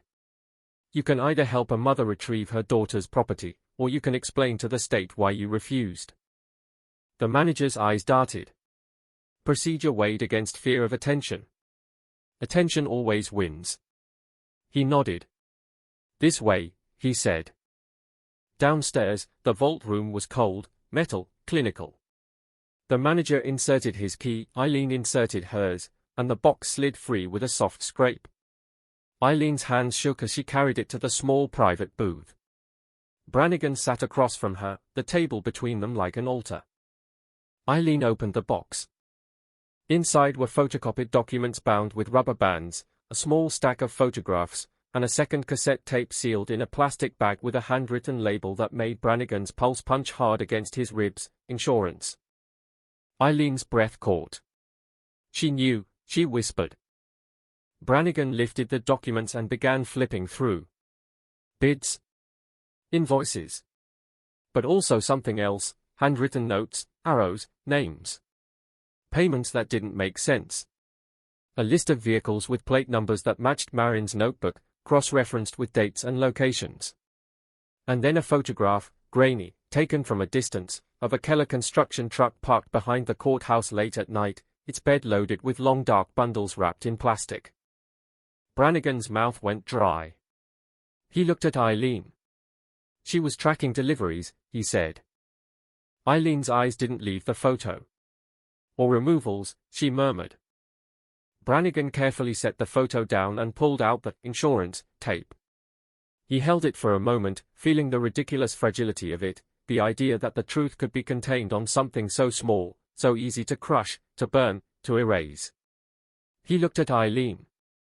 "We don't listen to this here," he said. "Not with bank walls and cameras and ears. We take it home."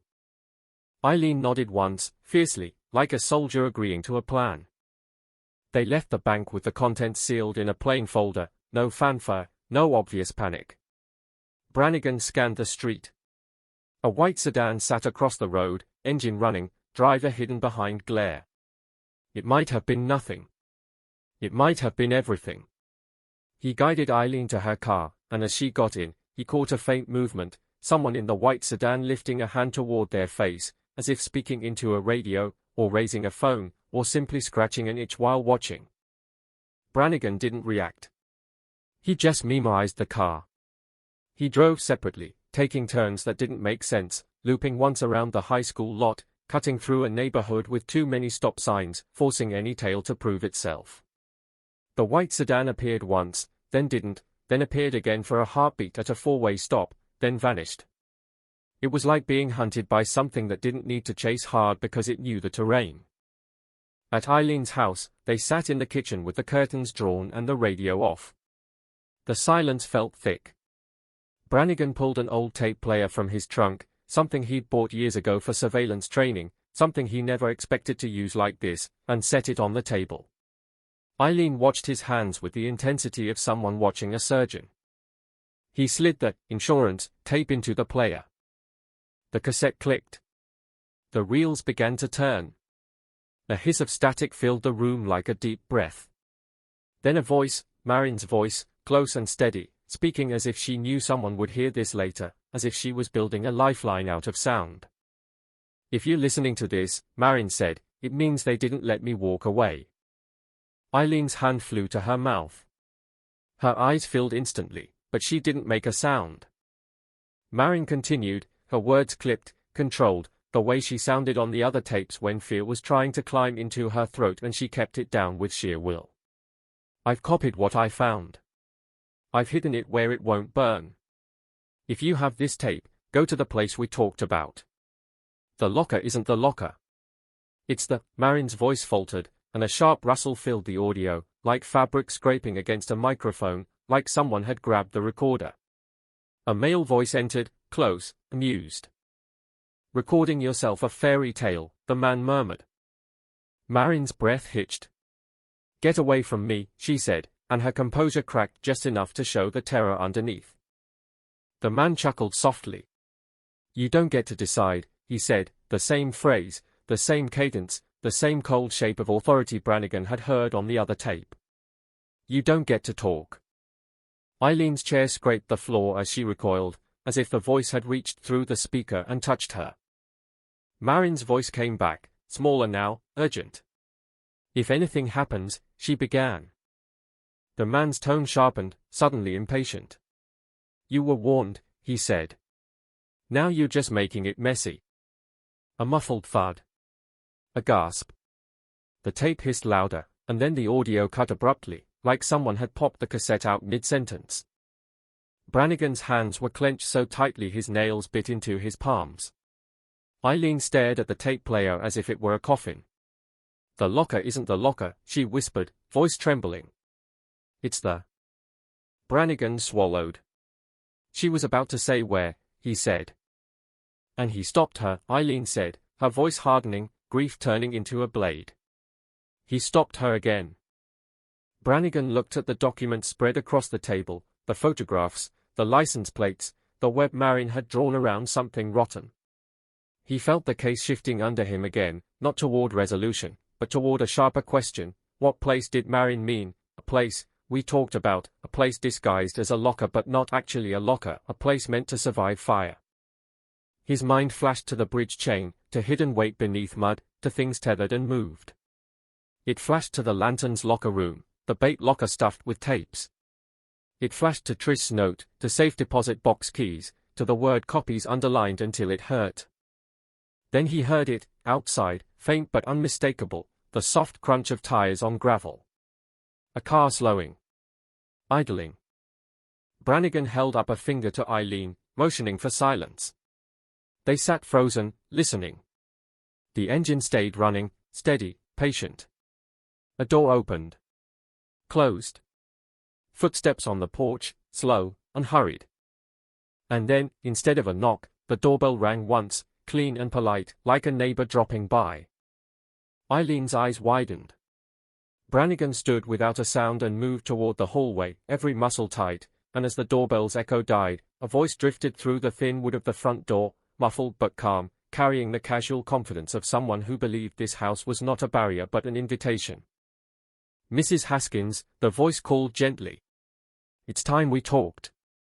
The doorbell's chime faded and the house stayed frozen in its own breath, the curtains still, the kitchen clock suddenly too loud, and Brannigan's body moved before his mind could finish forming a plan, the old instincts dragging him forward with a steadiness that didn't feel like courage so much as refusal to die surprised. He didn't switch on lights, didn't speak, didn't even glance at the window, because a man who rings a bell at this hour wants you to look, wants you to reveal yourself, wants to read your fear like a map, and Brannigan didn't intend to offer a single street. He slid along the hallway wall, boots silent on linoleum, one hand lifted in a signal to Eileen, back, stay low, no sound, and he watched her obey with the kind of sharp discipline grief sometimes becomes when it has nowhere else to go. She moved toward the kitchen like a shadow, clutching the tape and the folder like they were her daughter's pulse. "Mrs. Haskins," the voice said again, calm, patient, an adult tone you'd use on a neighbor's kid who'd left their bike in your driveway, and it carried that same infuriating assumption of entitlement. "I don't want to raise my voice. I don't want to make this unpleasant." Brannigan stopped with his shoulder close to the door frame, listening for movement on the porch, footsteps, weight shifting, a second person. The house was old enough that you could hear everything if you knew how to listen. He heard only the faint electric hum of the porch light and the distant whisper of tires on a road somewhere, far away. Whoever stood outside wasn't pacing. Wasn't fidgeting. That meant either nerves controlled by training or confidence built by experience. Both were bad. Brannigan brought his mouth close to the door, not so close his breath would fog the peephole, and he spoke softly, steady. "Who is it?" The voice didn't startle, didn't hesitate. "A friend," it said. "Someone who doesn't want you to ruin what's left of your life, Mrs. Haskins." Brannigan's eyes narrowed. The voice knew Eileen's name. It knew the tone to use. It knew fear could be dressed as concern. "You've got the wrong house," Brannigan said. "She's not alone." A pause. Not surprise, exactly, more like recalculation. Detective Brannigan, the voice said, and hearing his name spoken from the porch of a mother's house felt like a hand sliding under his collar. I was hoping you wouldn't be here. The way it said, detective, wasn't respectful. It was deliberate, like the title was just another handle to grab. Brannigan kept his voice flat. You came to the wrong place, he said. No, the voice replied. I came to the right place. Wrong time. Brannigan held his position, heart drumming slow and heavy. You want to talk, he said. Talk through the door. Another pause, then a soft exhale like the person outside had smiled. You found something, the voice said. You think you found leverage. You think you can make people listen. Brannigan didn't answer, because silence was sometimes the only way to keep an opponent from learning which words hit. The voice continued anyway, as if it didn't need responses to feel in control. This town survives because it knows when to stop scratching at scabs, it said. It knows when to let things rest. Brannigan's gaze flicked to the deadbolt, the chain, the thin strip of wood that separated them from whoever stood in the dark. We're done resting, he said quietly. The porch boards creaked once, one careful step closer. Mrs. Haskins, the voice said again, softer now, like a priest at a bedside. You don't want to hear any more tapes. You don't want to see any more pictures. You don't want to spend the rest of your days chasing a shadow that will never turn around and let you look at its face. Eileen made a small sound behind Brannigan, barely a breath, barely a flinch, but Brannigan felt it like a tug on his sleeve. The voice heard it too. She's right there, it said, pleased. Good. Mrs. Haskins, I want you to understand something. Curiosity got your daughter hurt. Curiosity will get you buried. Brannigan's muscles tightened. Threatening a witness, he said. Bold. A faint chuckle. Witness, the voice said. To what? To absence? To grief? Grief isn't admissible. Brannigan's jaw clenched, because the logic was cold and clean and it wasn't wrong in the way that mattered. The voice lowered, intimate. Open the door, it said. I'll leave something on the step. Then I'll go. No shouting. No drama. Just information. Brannigan didn't move. Slide it under, he said. That would require me to kneel, the voice replied, amused, and the amusement made Brannigan's skin prickle because it carried the same flavor as the male voice on the tape, control wrapped in casual contempt. And I don't kneel, it added. Brannigan stared at the door, then made a decision in the narrow strip of time before fear could argue. He reached for the chain lock and unhooked it without noise, then unlocked the deadbolt with a slow turn, keeping his body pressed to the wall so no one could see him through the gap. He opened the door exactly 2 inches, just enough to create a slit of darkness and cold air and the faint smell of exhaust. The porch light cast a hard wedge of yellow. In that wedge stood a man in a dark coat and a knit cap, head slightly bowed, hands visible at his sides. His face was partly shadowed, but Brannigan could see enough to register the smoothness of his cheeks, the absence of age lines, the careful neutrality. Not Keller. Younger. A messenger, or a mask. The man held out a plain white envelope with no writing, pinched between 2 fingers like it was something he didn't want to touch too much. For her, he said. Brannigan didn't take it immediately. He scanned the yard beyond the porch, the driveway, the street. He saw the faint sheen of a car's windshield across the road, parked without lights, the shape of it low and waiting. He felt his stomach drop into that familiar cold. A watcher. Of course. The man on the porch didn't glance back, didn't show any concern. He knew his backup was there. He knew he had distance and dark on his side.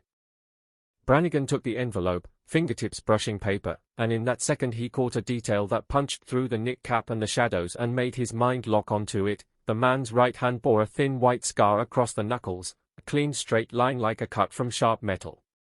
Brannigan had seen that kind of scar on men who worked with cables and chains, on men who handled heavy equipment with gloves until the one day they didn't.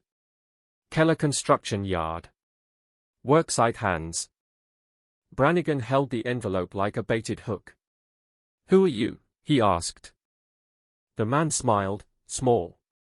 Someone you won't remember, he said, then leaned closer to the crack in the door and lowered his voice. Stop digging, he murmured, and the words landed with the exact cadence of the Polaroid note, the same block letter threat translated into sound. Brannigan felt his own anger rise, hot and bright, and he used it to anchor himself. Tell your boss, he said, the ground here isn't deep enough. The man's smile didn't change. The ground is as deep as we decide, he replied, and then he stepped back, turned, and walked down the porch steps with no hurry at all. He crossed the yard, moved into shadow, and disappeared like he'd been swallowed by the night.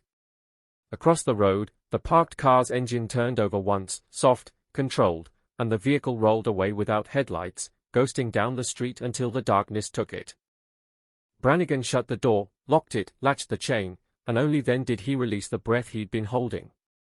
Eileen stood in the hallway, eyes wide, both hands clenched around the folder. He knew you, she whispered. He knows the whole board, Brannigan said, and his voice came out low and flat because if he let it rise it might break into something reckless.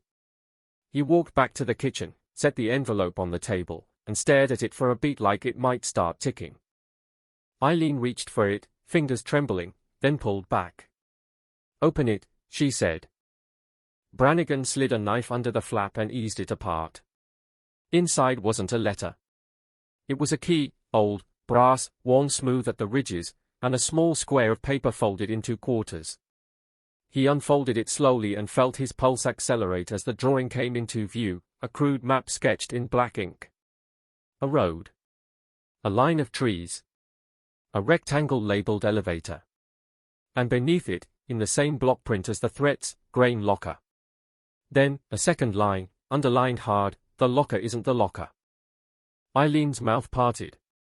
Grain locker, she breathed, and the word sounded like a memory that had been sitting in her mouth for months without shape. She used to take me out there when she was a kid.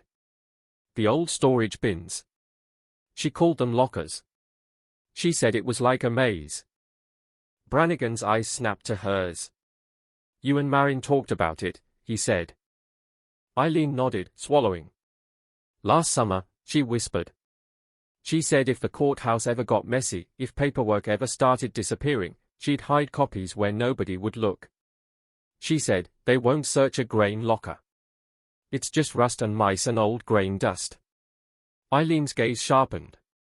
That's what she meant on the tape, she said. The locker isn't the locker. Brannigan stared at the map. It was too neat to be coincidence, too timed to be mercy. Someone had come to their door with a key and a map and a warning wrapped together like a gift with a razor inside. He felt the trap's outline forming. They want us out there, he said. Eileen's hands clenched. Or they want us to stop, she snapped. And they are dangling the one thing I can't ignore. Brannigan looked at her, really looked, and saw the truth that made the decision for him. Eileen wasn't going to sleep in her own bed another night without trying. If he refused, she'd go alone. If she went alone, she'd vanish like Trish. The case had taught him that. The town had proved it. He picked up the key. We go, he said. Eileen's shoulders squared. Now? Brannigan glanced at the clock. 1:22 a.m. night still thick. Before daylight brings eyes, he said. Before someone decides to put that key back in the dark. They moved fast, no wasted motion, Eileen pulling on a coat, shoving the folder and the tape into a canvas bag, Brannigan checking the windows, stepping onto the porch to scan the street again. Quiet. Too quiet. He unlocked his trunk and retrieved a small handheld recorder and a disposable camera, the kind he'd used back when surveillance meant analog and patience. If someone was writing this case on tape, he would write back. They drove separately again, because a single vehicle is easy to follow and two vehicles create uncertainty. Brannigan went first, taking the main road like he didn't care, then turning abruptly onto a farm route that ran between dead fields and skeletal trees. Eileen followed 5 minutes later, headlights low. The town lights faded behind them until only darkness remained, broken by occasional farmhouse windows glowing like distant eyes. The grain locker sat 2 miles outside Briar Hollow, a cluster of metal bins and a long rusted elevator structure rising over the fields like a broken spine. It had been shuttered for years, the property sold and resold on paper while the physical place stayed abandoned, left to wind and rain and teenagers looking for a place to drink. The air out there smelled of damp earth and old grain dust, a sweet rot that clung to your throat. Brannigan parked behind a stand of trees and killed his lights. He waited, listening, watching the road. No headlights. No engine hum. Just wind hissing through weeds and the distant creak of metal as the elevator shifted with temperature. Eileen's car arrived and stopped without a horn, without wasted sound. She stepped out, face set. "This place," she murmured, voice thin. "It's exactly the same. It's exactly the kind of place people like to use," Brannigan said, and his eyes scanned the shadows around the bins, the gaps between structures, the dark mouths of doorways. Abandoned doesn't mean empty. Abandoned means unguarded. They approached the main building, boots crunching on gravel. The map led them to a side door beneath the elevator's catwalk, half hidden by a leaning stack of pallets. Brannigan lifted his flashlight only for a moment, just enough to confirm the padlock's shape, just enough to see the metal's cold shine. The lock looked newer than the rust around it, and Brannigan felt his stomach tighten again. New lock. Same pattern. Someone had been sealing doors lately, like the town had developed a sudden interest in controlling access. He slid the brass key into the lock. It turned smoothly, too smoothly, as if it had been used recently. The shackle clicked open. The sound was small, but in the emptiness it felt like thunder. Brannigan held his breath. Nothing moved. No footsteps. No sudden engine. No voice saying, "You don't get to decide." He pulled the door open just enough to slip through, and the smell inside hit like a punch: grain dust, stale damp, animal musk. His flashlight beam cut through floating particles that swirled like smoke, and the interior revealed itself in harsh fragments: concrete floor scattered with old husks, a ladder bolted to a wall, a set of narrow stairs leading up to a platform, and on the far side, a row of storage compartments with metal doors like lockers, each stamped with faded numbers. Eileen's breath caught. "Lockers," she whispered. Brannigan's beam moved across them, counting. 1, 2, 3, rusted. 4, dented. 5, and then he saw it, one door with cleaner edges, the rust disturbed around its handle, a recent fingerprint in the dust where someone had touched it. The number stamped above it was barely readable, but the shape of it made his pulse jump. 12. He looked at Eileen. "Did she ever say a number?" he asked. Eileen shook her head, eyes fixed on the door. "She didn't have time," she whispered, and grief flared across her face like a match. Brannigan stepped closer, listening again for anything beyond the building's creaks. He set the small recorder on a ledge and switched it on, capturing the hiss of the space, the crunch of their footsteps, the way their breathing sounded too loud. Then he reached for the locker handle. The metal was cold enough to bite. He pulled. The door didn't open. He tried again. Locked. He shone his light on the latch and saw a second padlock, small and dark, looped through the hasp. Another new lock. Another choice made by someone who didn't want this door to swing. Eileen's voice tightened behind him. "They got here first," she said. "Maybe," Brannigan replied, and he forced his mind to stay clean, to not collapse into despair. If Marin planned for fire, she planned for intrusion. She planned for theft. She planned for men who didn't kneel. "Look around," he said. She wouldn't put everything behind one lock. They searched the compartment row with their hands and light, scanning for loose screws, fresh scratches, dust disturbed. Brannigan's beam caught something near the base of locker 12, an uneven line in the concrete floor where dust had settled differently, a thin rectangle that looked like a seam. He crouched, brushed dust away with his glove, and felt the faint edge of a metal plate set into the floor, almost flush. A hidden hatch. Old. Clever. The kind of thing that would be invisible unless you were looking for invisibility. He looked up at Eileen. "Help me," he said. They gripped the plate's edge and lifted. It resisted, then gave with a soft groan, and beneath it was a shallow cavity lined with plastic. Inside sat a sealed bag, thick and heavy, tied tight. Brannigan pulled it free and felt its weight, papers, maybe a small object. Eileen leaned in, hands hovering, eyes bright with desperate hope. Then, outside, the crunch of gravel hit their ears, sharp, close, unmistakable. Brannigan froze. The flashlight beam jittered as his hand tightened. Another crunch. Then another. Multiple steps. Slow. Deliberate. Coming toward the door they'd opened. Eileen's voice dropped to a whisper. "We're not alone," she said, and the words didn't sound like fear anymore. They sounded like confirmation. Brannigan killed the flashlight instantly, plunging them into black, and in the sudden darkness the outside sounds grew louder, closer, as if the world had been waiting for the light to die before it moved.